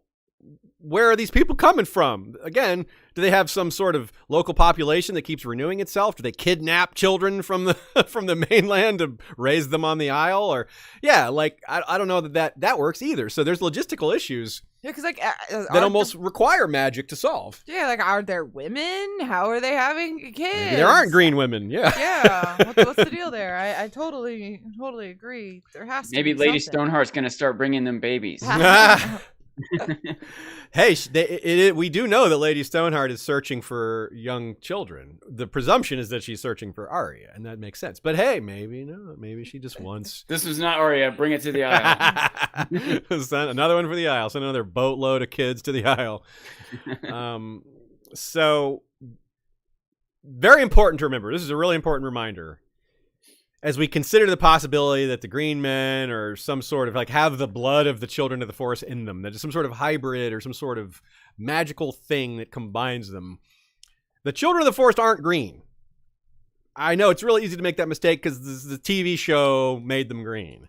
So if you're thinking of that, you got to take that away as a possible connection point here because it's not. The children of the forest, remember, they're described as like they look like deer in terms of their like little layer of fur. So that's not green at all, is it? There's no green deer that I know of. They're dappled, it says, like brown and light tans and things like that. So no green, no. Only occasionally in the eyes when one of them's a green seer, apparently. So expunge that notion. So the basic options, I guess, are the green men are human, the green men are supernatural human, and that supernatural human is a very broad range of possibilities. Or they're just something else entirely. And I don't know, which is also an extremely wide range of possibilities. If they were created at the pact, that somewhat implies a supernatural element, right, Sean? Don't you think? Because otherwise, they're just like, they celebrated the pact and just put on green clothing and antlers. Like, what's that all about? I mean, they might even wear green face paints of some sort. Yeah, you know what I mean? that's true. You can imagine, true. especially for like celebratory moments or hunting parties or something, which maybe would be the more likely moments for them to be witnessed by others. It might be like people who eat too many carrots and they turn kind of orange, you know? They just like eat a certain kind of food and it turns them. Eat too much spinach. Or something. Too much spinach. It's all that werewood paste. Don't let It's just Popeye hear you say that. Paste galore and it just turns them colored. Yeah, But I mean, there is the idea of there being some sort of transformative element that isn't them being created a new race, but that is them. Like I mean, green seers become one with the tree. Like there's clearly is this transforming. Yeah, so we just have to we're trying to imagine the different ways it could come out, or maybe which ones are more likely, or just trying to use as much of our imagination as possible here. So yeah, we last time, or perhaps the time before, we suggested similar magics were perhaps in play if it's some sort of hybrid human-children thing and they can't breed. But the possibility is that they can breed. It is suggested in one of the anecdotes from the Stormlands, which we'll get to eventually. There is supposedly a king of the first men who took a child of the forest to wife. So the idea pops up in legends that humans and children might be able to have their own children between them. And whether that, or maybe even both these things are possible, maybe that can happen. And there's this magical hybridization thing that is similar-ish to how the Valyrians got so close to dragons. But here's another possibility, or at least another data point to throw in, which is relating the green men to other similar beings. And one of them would be Garth Greenhand. Check out this quote. Some stories say he had green hands, green hair, or green skin overall. A few even give him antlers like a stag. Right. Others tell us that he dressed in green from head to foot, and certainly this is how he is most commonly depicted in paintings, tapestries, and sculptures. It's like the same description, right? It's got like the same caveat, like, it's probably just dressed in green. But green skin, green hair, green antlers, like it's pretty much almost identical, right, Sean? Yeah, it's very similar, and I think it's, I don't want to.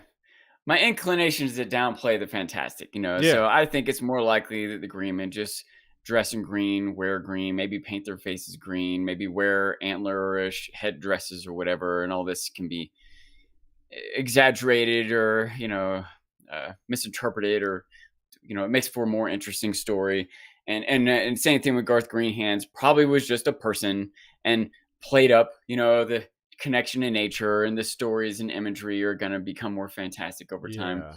But there is even, I also, we know this world does have mystical, fantastic elements. So, there, maybe it's that plus, an added in connection with the trees. And they might have had, the thing is that, I was going to say they might have had a sort of isolated evolution on this isle, but it's still, evolution can only do so much in that short a period of time, But it could, it wouldn't be like if you have, a Caucasian and a Black African have a child, that's one generation of a very different physical look, right? It doesn't take thousands of years for that to happen. Yeah. And there are in the real world albinos, or, maybe some people have red hair or whatever. So what if at the pact they did select people? What if there was like some genetic mutation where someone had greenish skin or greenish hair? Yeah. Maybe it was even common among some group of the first men, and they picked 7 of them out, and they bred together over centuries and centuries. And now they all have green hair, that seems maybe a little far-fetched, but so are a lot of the other possibilities. Hey, Lannisters have maintained green eyes for eons, so I mean, it is a little far-fetched, but it's not completely out of, like you said, it's grounded in some things that we've seen elsewhere. Valerians have purple eyes. You hear about the idea of humans mating with like the the Ibonese and stuff like that, and whether that's possible from male to female, female to male, and all that, and so And like with Garth, Sean, you're right to be a little suspicious, I think, even more so than the Green Men, because with the Green Men, it's like this ancient tale that isn't necessarily repeated for political value. Like no one's propping themselves up with the politics of the Green Men or the Isle of Faces. But Garth Greenhand, on the other hand, oh no, that's the opposite, because all these Reach families are like, we descend from Garth Greenhand. So the more powerful and magical he seems, the better it makes them look. So there's a strong reason to doubt this stuff about Garth. It might be where they got this. He might be like, let's make him sound like one of the Green Men. That might have even been the idea, like let's attach him, let's associate him with this ancient magical event that happened long ago, and that gives him this additional authority over people, over his descendants and all the people that came after. Gives them a way to put themselves above like regular folk who aren't related to him. So it also kind of, we'll talk more about him later, but when we get to the Reach as a section, he becomes even more prominent. But the idea of renewal and fertility and spreading agriculture, which is a big part of what he's associated with, and allowing human societies to prosper using this new knowledge, and perhaps magic along with it, to boost that new knowledge, to boost their ability to produce food and all that.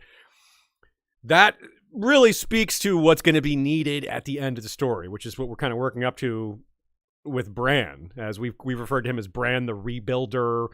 And if Westeros has been ravaged by civil war, winter, dragon fire, grayscale, you name it, You're going to need some renewal. You're going to need to grow some new plants, do planting and growing and tending and all that. That's what's going to be called for after all this destruction, right? So you can really see. So again, the bookending of these eras really would fit quite well. You got an ancient pact and a return to nature. Maybe that's where things are kind of headed for this story.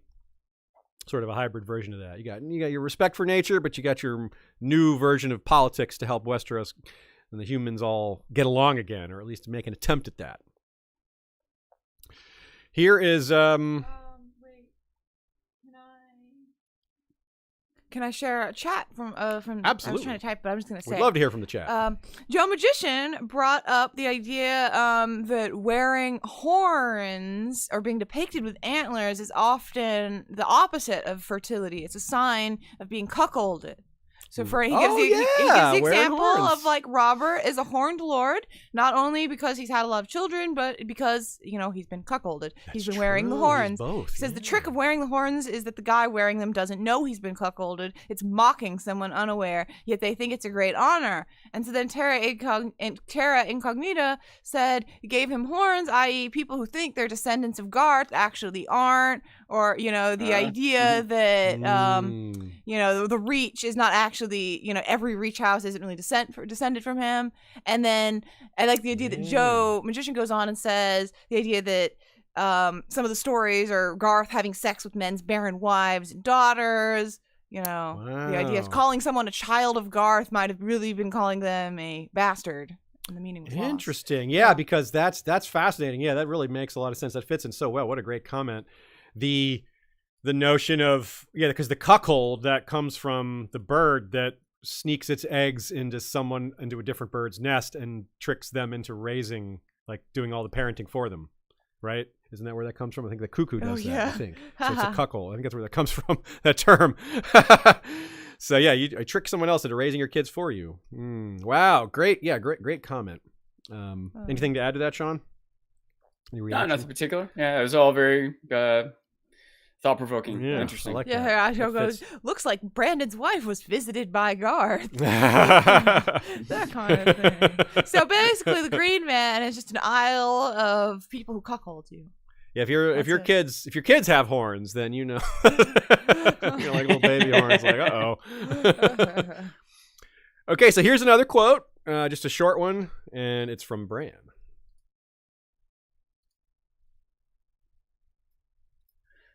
The Green Men ride on elks, old Nan used to say. Sometimes they have antlers, too.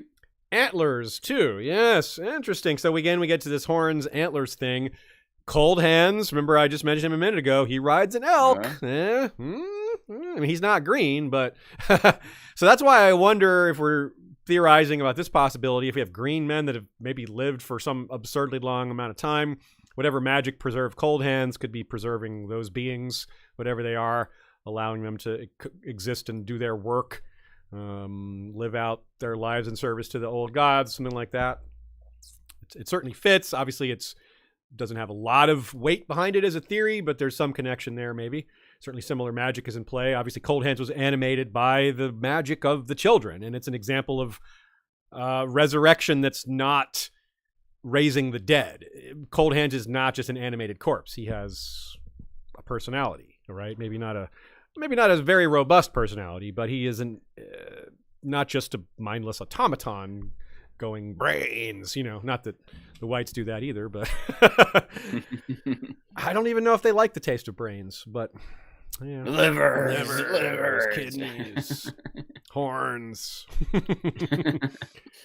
So who has actually seen the Green Men that we know of? I saw them. You saw them? Sean saw them? Yeah. I'm not supposed to say anything, but cat's out of the bag. Well, I have a lot of questions for you then. I'm going to delete the entire rest of this episode and just focus on this. Now, so Nina points out the only modern figure, meaning within the last few hundred years, outside of Song of Ice and Fire, the main series, is Adam Valerian, who we mentioned at the beginning. He supposedly went there on Sea Smoke, the dragon, according to the singers. It's doubtful that he would do this. For one thing, why? What he was doing was going around trying to get an army together to one, to fight for his side. He was a loyalist, and two, to prove that he was loyal, because his family was doubt was cast on his family because Rhaenyra became suspicious of anyone with bastard birth, and Laenor, or Adam rather, his parentage was doubtful. But his loyalty proved quite not in doubt. And so it's weird that he would go around to different Riverlands houses and get an army together as quick as possible. But why would he need to stop at the Isle of Faces? What's his purpose? Who knows? It's kind of an odd point. But the reason I think it might be there, the reason I think George wrote it, is to just raise the notion that a dragon rider could go there. Just to put that idea in our head that such a thing is possible. That like, hey, you don't need a boat necessarily if you have a dragon. And it's always the boats that are kept away. But there's no strong wind blowing back dragons that we've ever heard of. So... yeah. Could be Euron torching the whole thing. Maybe that's a way for George to avoid ever showing it to us. Just have Euron burn the whole thing. It's like, yeah, it's just flaming now. There's nothing left. Whatever was there, it's all torched. So maybe the most interesting part of this whole episode we've been saving here for the end, which is our delving into Howland Reed and the Night of the Laughing Tree. This is a more certain, though not 100%, tale of someone who actually went there, and let's do our best to figure out why, or at least to raise some good questions and see where it takes us. Howland Reed and the Night of the Laughing Tree, quotes. The lad knew the magics of the Crannocs, she continued, but he wanted more. Our people seldom travel far from home, you know. We're a small folk, and our ways seem queer to some, so the big people do not always treat us kindly. But this lad was bolder than most, and one day, when he had grown to manhood, he decided he would leave the Crannogs and visit the Isle of Faces. No one visits the Isle of Faces, objected Bran. That's where the green men live. It was the green men he meant to find. With today's topics in mind, this passage takes on new light. The magic of the Crannogs is by itself is an intriguing concept, but we'll save that for when we discuss the Neck and the Crannog men as a whole. They certainly relate to a lot of this. Right now, we're just interested in the Reeds, especially Howland. Nina says, Mira suggests in her story of the Night of the Laughing Tree that Howland Reed specifically set out for Harrenhal because he wanted to find the Green Men. Why? Like, what was his purpose doing that? He just wanted to learn more magic. He's like, well, I've learned some magic. I want more. I mean, that's a reasonable thing. Like, magic is cool. Like, who wouldn't want more magic if if it's making your life better, making you cool, get some more, right? You don't really need a lot of explanation for that.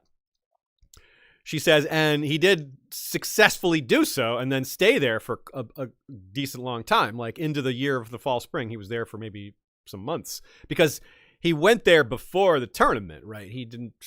The tournament is something that started up, like after this.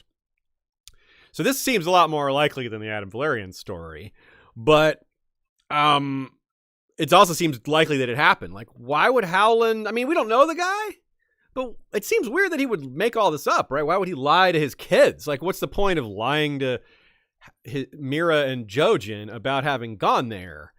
And especially because they bring up the point, like, are you sure your father never told you about this? They seem legitimately surprised that Ned Stark never told Bran any of this stuff. That comes up multiple times in their storytelling, like, your father never told you this, huh? And he's like, no. Which implies he didn't necessarily tell any of his other kids either. Maybe he was waiting for Bran to get older to tell him that, but there's really no indication that Sansa or Jon or Catelyn or any of them have any of this information. Obviously he's not going to talk Tower of Joy. We know he promised apparently not to. But we're not even just talking about that. We're just talking about like Howland Reed and Isle of Faces and other stuff that happened at the tournament of Harrenhal that came shortly after. So, yeah. I can imagine Ned not wanting to bring any of it up. It all starts down the road of conversation that could lead where he doesn't want it to. Yeah, and he's and not being like an intriguey guy, he's maybe not super clear on what would clue people into more. So he's just like, nah, I'm just not going to say anything. Like, loose. Never mind the sort of like internal struggle about his honesty with his wife or whatever. You know, like he just wants to avoid the whole topic. Yeah, you're right. And in fact, that's a great point too, because when he has the Tower of Joy dream, it's like it's written in a way that George suggests he hasn't thought about this in a while. He's managed to shut it out. Which is kind of important because it's the one way for us to believe that, to find it realistic that Ned hasn't thought about this stuff in his own POVs. It's like, because he's locked it out. He's shut it down, shut those thoughts down. And to be fair, I think that is believable too. Yeah, you know, it is, I like, never mind, I don't know, traumatic or, I don't know, shameful things from my past 20 years ago, even like cool, fun, positive things. I don't remember or dwell on them, from, 20, even things that maybe were like, I don't know, point of pride or accomplishment. I still don't actively think about them very often at all, so. You're telling me you don't sometimes sit there and just think about something embarrassing that happened? You're like, oh, God. I'm not saying never, but it's not something I typically dwell on. And again, even positive things. Like, I was promoted as sergeant in the 82nd Airborne Division, but when's the last time I thought about that? Today. I don't know. Just now, So let's talk about this too. The why of why Howland Reed went there. We don't know exactly. Maybe just to get more magic, like you said. And if but it is telling that he would associate the magic of the Cranags with the same magic that he could get from the Green Man, or something that would expand his knowledge. Again, I use my example of, well, you wouldn't go to an ice mage to learn how to cause sandstorms. You go to a desert mage for that. You go to a fire mage to learn fire magic, right? So if I want to go to the cookie mage. Yeah, or the coffee mage. Yeah, let's go there. And so if he's going to the Green Man, there's an association here and it makes sense, right? That kind of goes without, that kind of doesn't need further explanation. The thematic connection, anyway, the similarities seem kind of straightforward. But it's worth mentioning in general, pointing that connection out. And this might be how he got on this track of knowing that when his son had these green dreams of the crow pecking at its chains, the three-eyed crow and all that, and the winter wolf, that he knew what to do. He knew to send his son to Bran. And it's the only thing I can think of as to how he knew to do that was things he learned on the Isle of Faces, or things that were coming to him in visions, that maybe that's why he wanted to go to the Isle of Faces. He was having visions and he wanted some answers. Like, what the heck does this mean? Why am I having visions of this? That's the one place he could think of that would maybe have answers for him. It's you're reminding me a little bit of the 7 times kill a man. Yeah. But also maybe in general, sometimes, especially like with, I don't know, mystical, fantastic stories that involve destiny or whatever, sometimes the character is just compelled to do something and they don't necessarily know why. Yeah. Sometimes it's maybe just like a mission planted into them as a kid, like, Dany, you're supposed to sit the Iron Throne, so she just is pushing toward that even though she barely knows why. Sometimes it might be some moral belief you come to have, like Jon wanting the Wildlands to be treated like all the other cultures of the but the Jane Shi, remember that, I forget the character. What is the central character's name? Eric something? Yeah, Arik. Arik. Arik Necrol. Yeah. He realized at some point he seemed to be he didn't understand quite why he was collecting these statues. Does that make sense? Yeah. Like, it doesn't quite make sense for him to be doing it. At one point he realized how little they were asking him questions and how little answers they had for questions he asked him. But he started to realize that the reverse is true. He started to realize how ignorant he seemed to be for the questions they did have for him. And I wonder if it was because of the power of the pyramids was just compelling them to do things. And when they stop to think about it, they don't have a good answer. On some level, there might be a little bit more of an explanation of the visions that Howland Reed or other characters are having. But even though they might not be able to understand or explain it, I can still see how they might be compelled to burn the dragon eggs down or start the pyre with Khal Drogo and Miri Mazdor. I can just see these sort of like mystical things characters feel like they have to do. Danny's a great example, because she just felt sure enough it works, Yeah, I'm glad you're unlocking the power of the pyramid, Sean.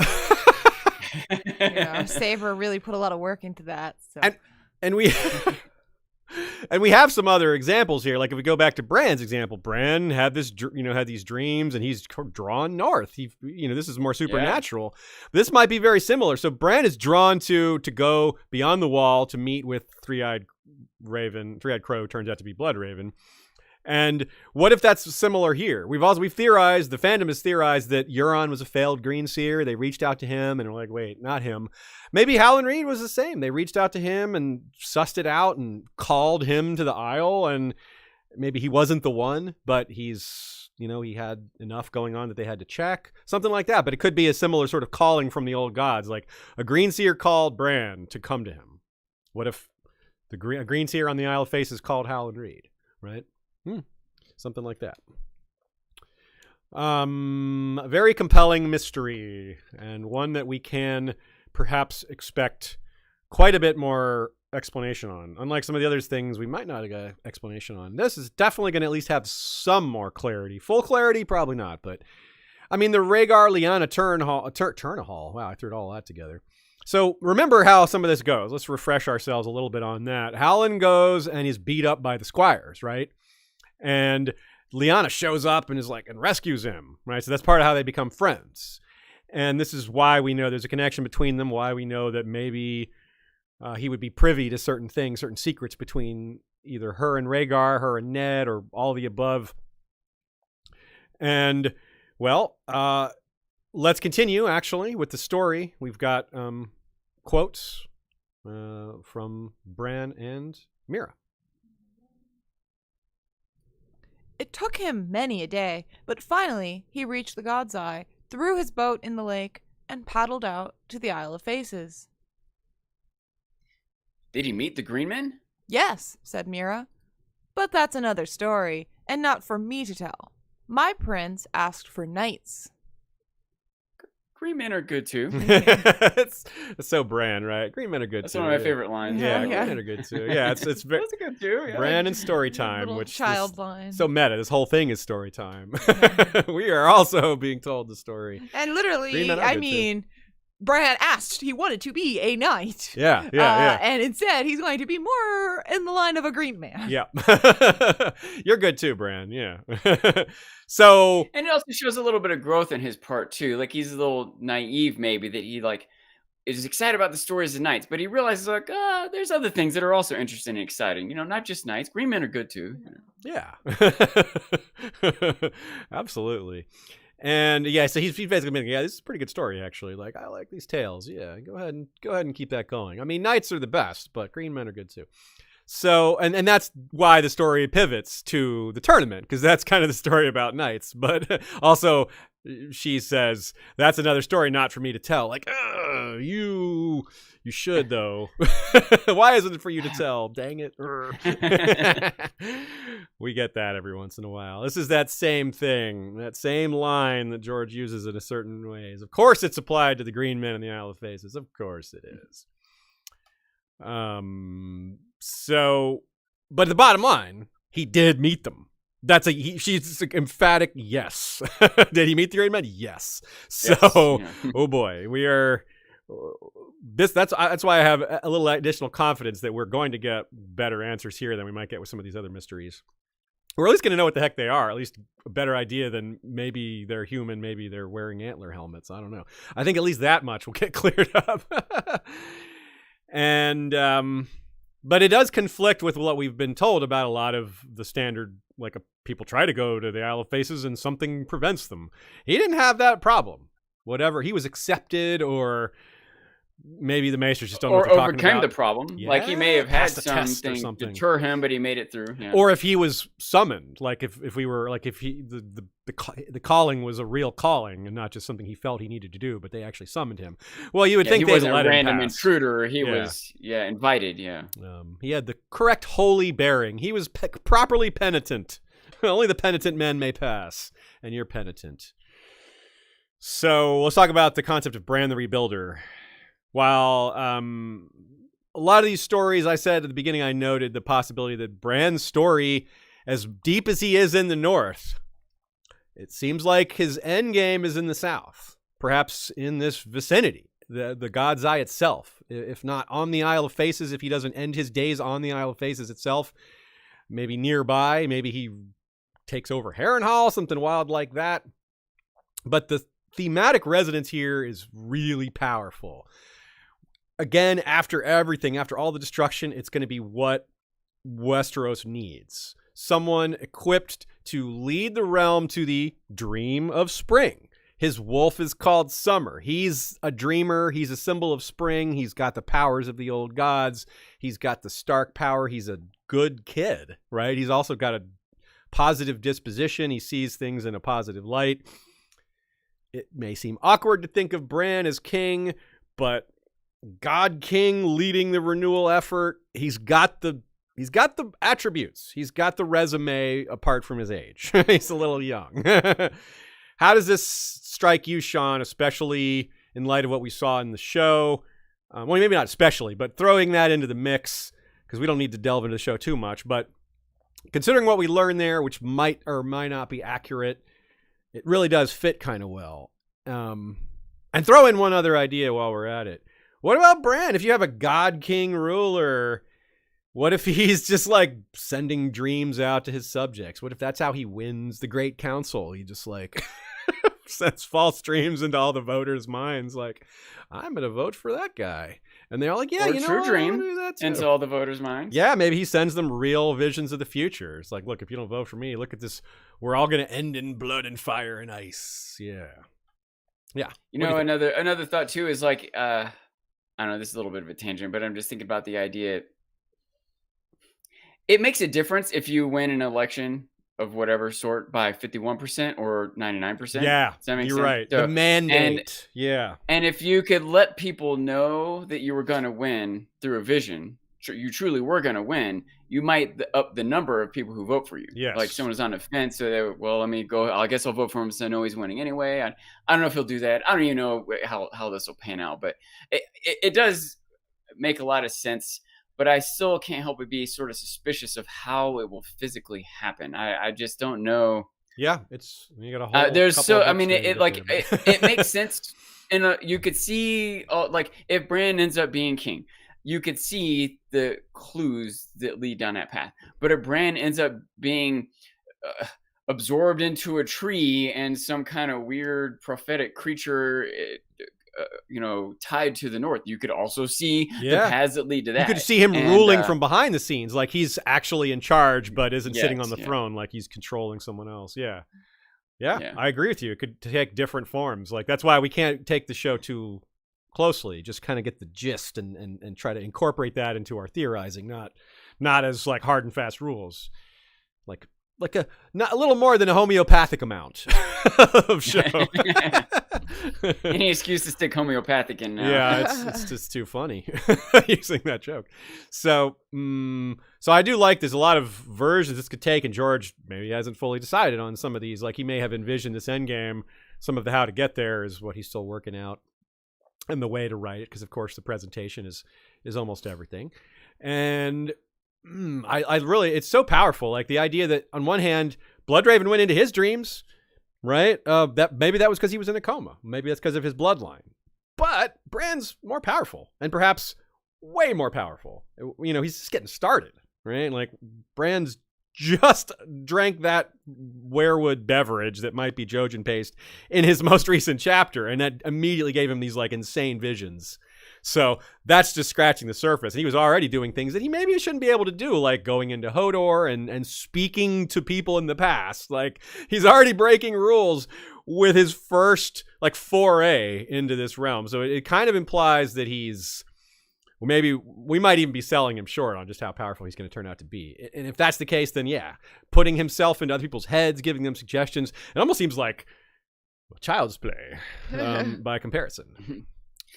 It is worth pointing out, by the way, that I suppose this isn't really common in, I don't know, fantasy literature, but in reality, every child president doesn't become the president. Every child prodigy doesn't become president of the United States or win a Nobel I guess Prize. none of or whatever. them do. Well, Nobel Prize, yes, but not president. Yeah.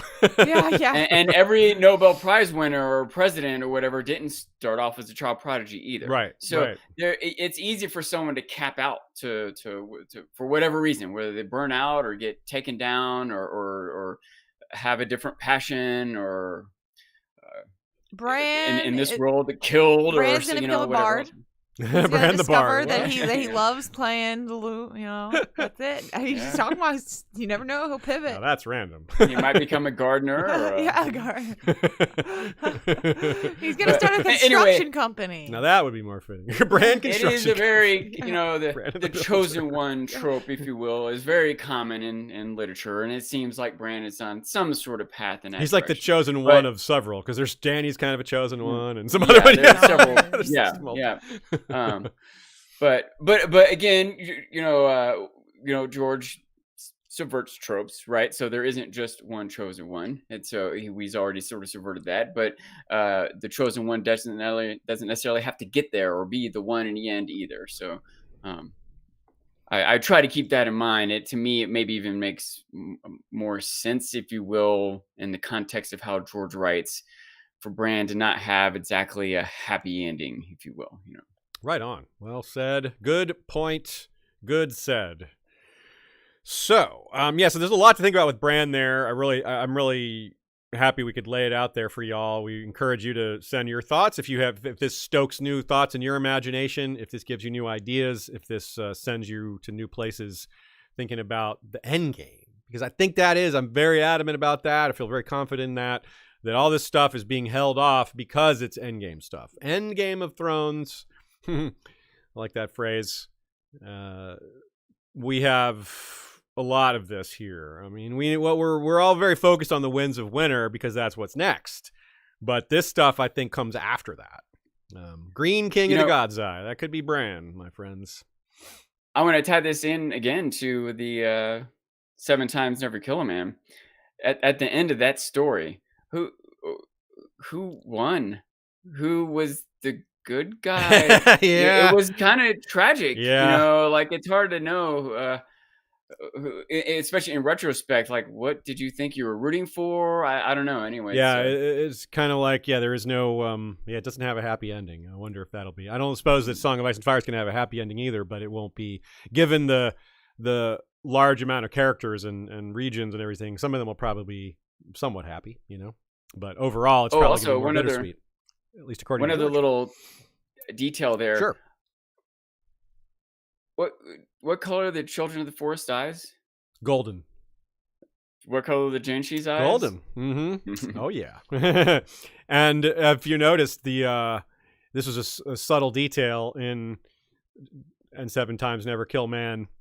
I always did that too, Sean. By the way, it says never kill a man. It's just kill man. No, not a man. Oh, okay. And that makes sense. I'll never forget that because I said it wrong to George's face, and he corrected me. So I was like, when did you say that? That'll to help his you face? remember. one of the signings. Oh, I Yeah. don't remember you. Why? When did you? Bring You that up? got your thing signed and then walked away, and I was behind you. Oh. So, and I said I just read it, and he corrected me on the title. And I was like, I was like, And you can damn it. see Aziz doesn't dwell on this embarrassing moment. So, I'm not going to bring that up That's with you. so embarrassing. I bet George thinks about that sometimes. He's like, man, one time that guy well, at the that's just signing, dumbass. he's Just, an idiot. He said he just read it too. yeah, he just read it, and he gets the title wrong. What an idiot! But man, I tell you what, just like the Proctor in that story, if any character in Song of Ice and Fire ever has mention of a gold speckle in their eyes, we're gonna be like, Yeah. he said it. Yeah, You see that? there it is. Yeah, yeah, because his eyes start to turn golden at the end. That's such an Yeah. awesome detail. Yeah, like wait, his eyes are changing. That is super awesome. Yeah. Comment from Guinevere Greenstones. How's it going, my friend? We appreciate your comments today. She says, could Daemon Targaryen have washed up on the Isle of Faces? The body was never found. Yeah, actually kind of meant to mention that. Supposedly when Daemon Targaryen, we mentioned Rhaegar's death, but not this part. So when Daemon and Aemond had their duel above the God's Eye, the dragon duel above the God's Eye, which might be foreshadowing a similar event in A Song of Ice and Fire. He plunged into the lake, probably died, but the singers say he washed up on the Isle of Faces and still lives there now, which I don't see a point to that, right? What would be the purpose of like, hey, there's Daemon. He's still alive on the Isle of Faces. How about that? But, I mean, as Lord Varys, our friend Calgamoth from Westeros.org pointed out, it would have been pretty crazy for, prior to A Dance with Dragons to theorize that Bloodraven was still alive. Yeah. So that's not an argument for this to be true. It's just an argument that the craziness of it isn't a great counterpoint. So it's like a neutralizing point. It's like, this isn't very strong evidence, but you can't just throw it aside. Although it is really kind of hard to perceive what the narrative purpose of him being around would be. So I don't know, but it's definitely out there. It's a possibility that he could have survived. His body was never found, and they did find all the other stuff. They found Dark Sister. They found Aemon's body is still chained to Vhagar. They found those bones. So, yeah. On the other hand, Aemon was chained to his saddle, whereas Daemon jumped off his dragon. So it does make sense that his body would be lost more so. Anyway, one other funny point here, one other little antler reference, one other...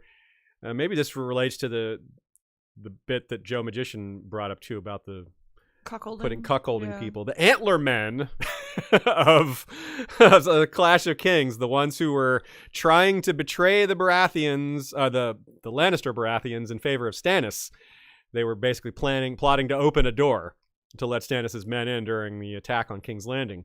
But Tyrion and Varys sussed that out, and because that tells you a lot, right? If Varys had wanted Stannis to win, he would have just not revealed this plot. Varys did not want Stannis to win. And so he told them, and Joffrey, of course, being Joffrey, had these conspirators had antlers nailed to their heads, and then they were flung from the walls via catapult. There's definitely some symbolism in there if you're looking for it, like rejecting the green men, rejecting this notion, but it's mostly just Joffrey being Joffrey. Even some of the parallels or symbols we brought up today, but Joffrey rejecting the Baratheon side of the ostensible Baratheon side of him. Yeah, and his father had horns nailed because he's not really his father's son. Yeah, so he is the offspring of that cuckolding or what have you, of the horns being put on Robert's head. And but it's funny because the horns are actually put on, in another way you could say the horns were placed on Tommen and Joffrey and Myrcella's heads because they're not really stags, they're lions. So you're kind of dressing them up as stags. So it's kind of like putting antlers on their head too, but in a different, without the euphemistic meaning. So this is sort of I guess you could see on the deep symbolism, is sort of the opposite of the green men, the antler men are being kicked out of the island, kicked off of the place rather than keeping everyone else from joining.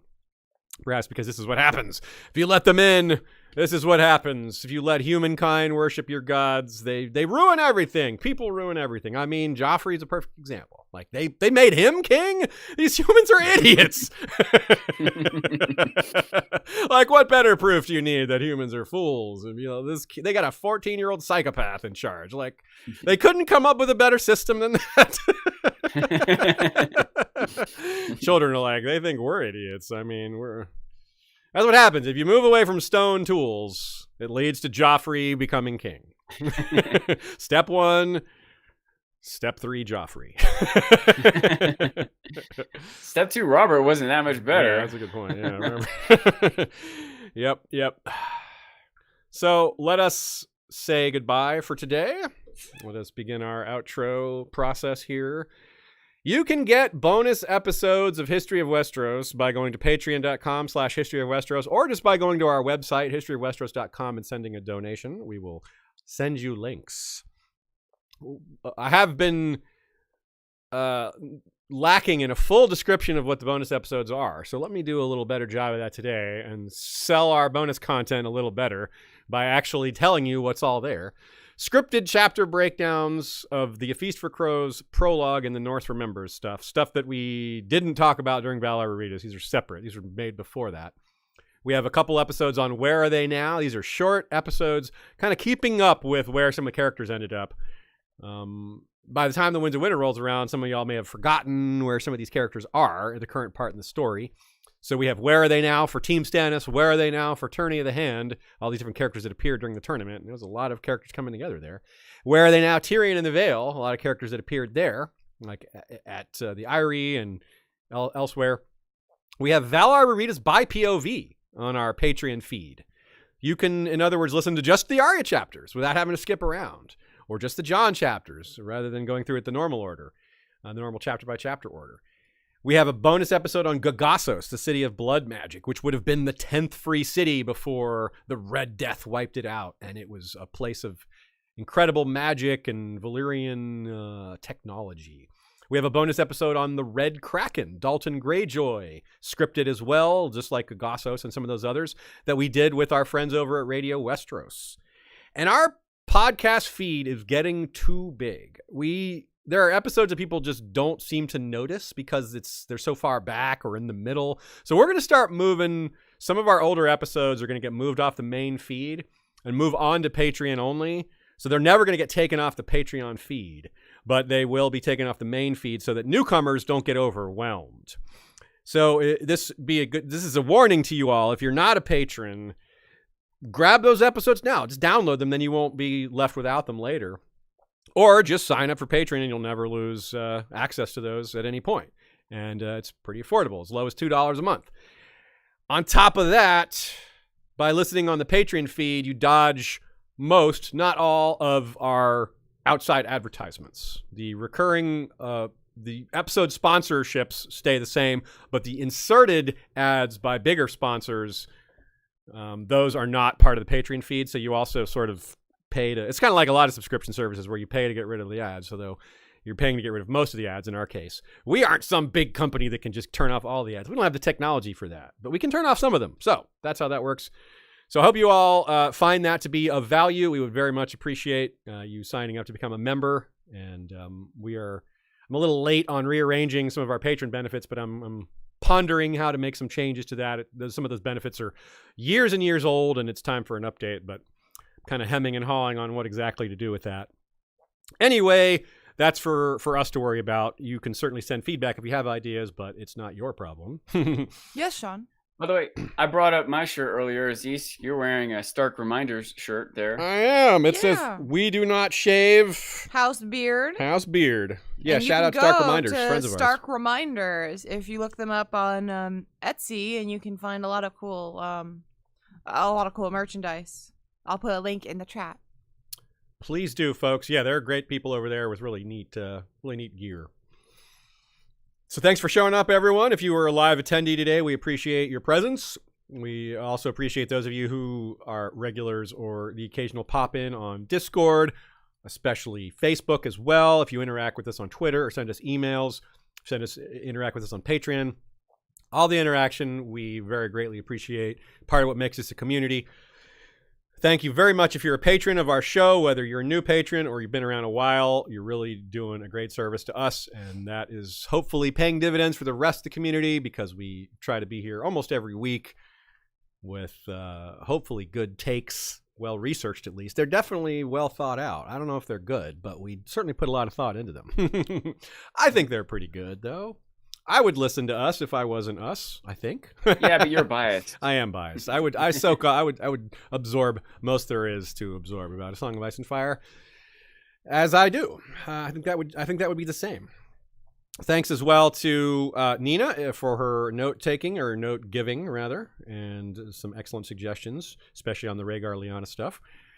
We would really appreciate if you left us a rating. Now that there's multiple places hosting ratings for podcasts, it's even more important. There's algorithms out there that can help promote us if you add your 2 cents in. Thanks to Joey and Jesse and Kevin McLeod for the various History of Westeros music. Shout out to our friend the Bengineer, who just had a bit of a nasty accident and hurt his leg there. So get well soon, Bengineer. And our friends over at Here Be Dragons, are doing an episode on The Matrix. The Matrix. The original Matrix. We kind of touched on The Matrix a little bit, didn't we? Yeah. Like some of these themes. Yeah, Of being in the Werewood network and plugged in and not knowing what else is going on. all that green. All that green. But yeah, they're doing the original Matrix, not Matrix Resurrections. That's the new one. The original. Red and blue. Ice and fire pill. The fire pill or the ice pill. Yes. Okay, I would friends. rather take, I guess, an ice pill. Yeah, I probably would too. Fire pill sounds painful. It's like just taking like a tablet a flaming Jello shot. of spice. Yeah. Well, if it's Dune spice, I might want that. But if it's just like ghost pepper, I think not. Okay, everyone. On behalf of Shea and Sean as well, we will see you all next time for more Valar Rereadis.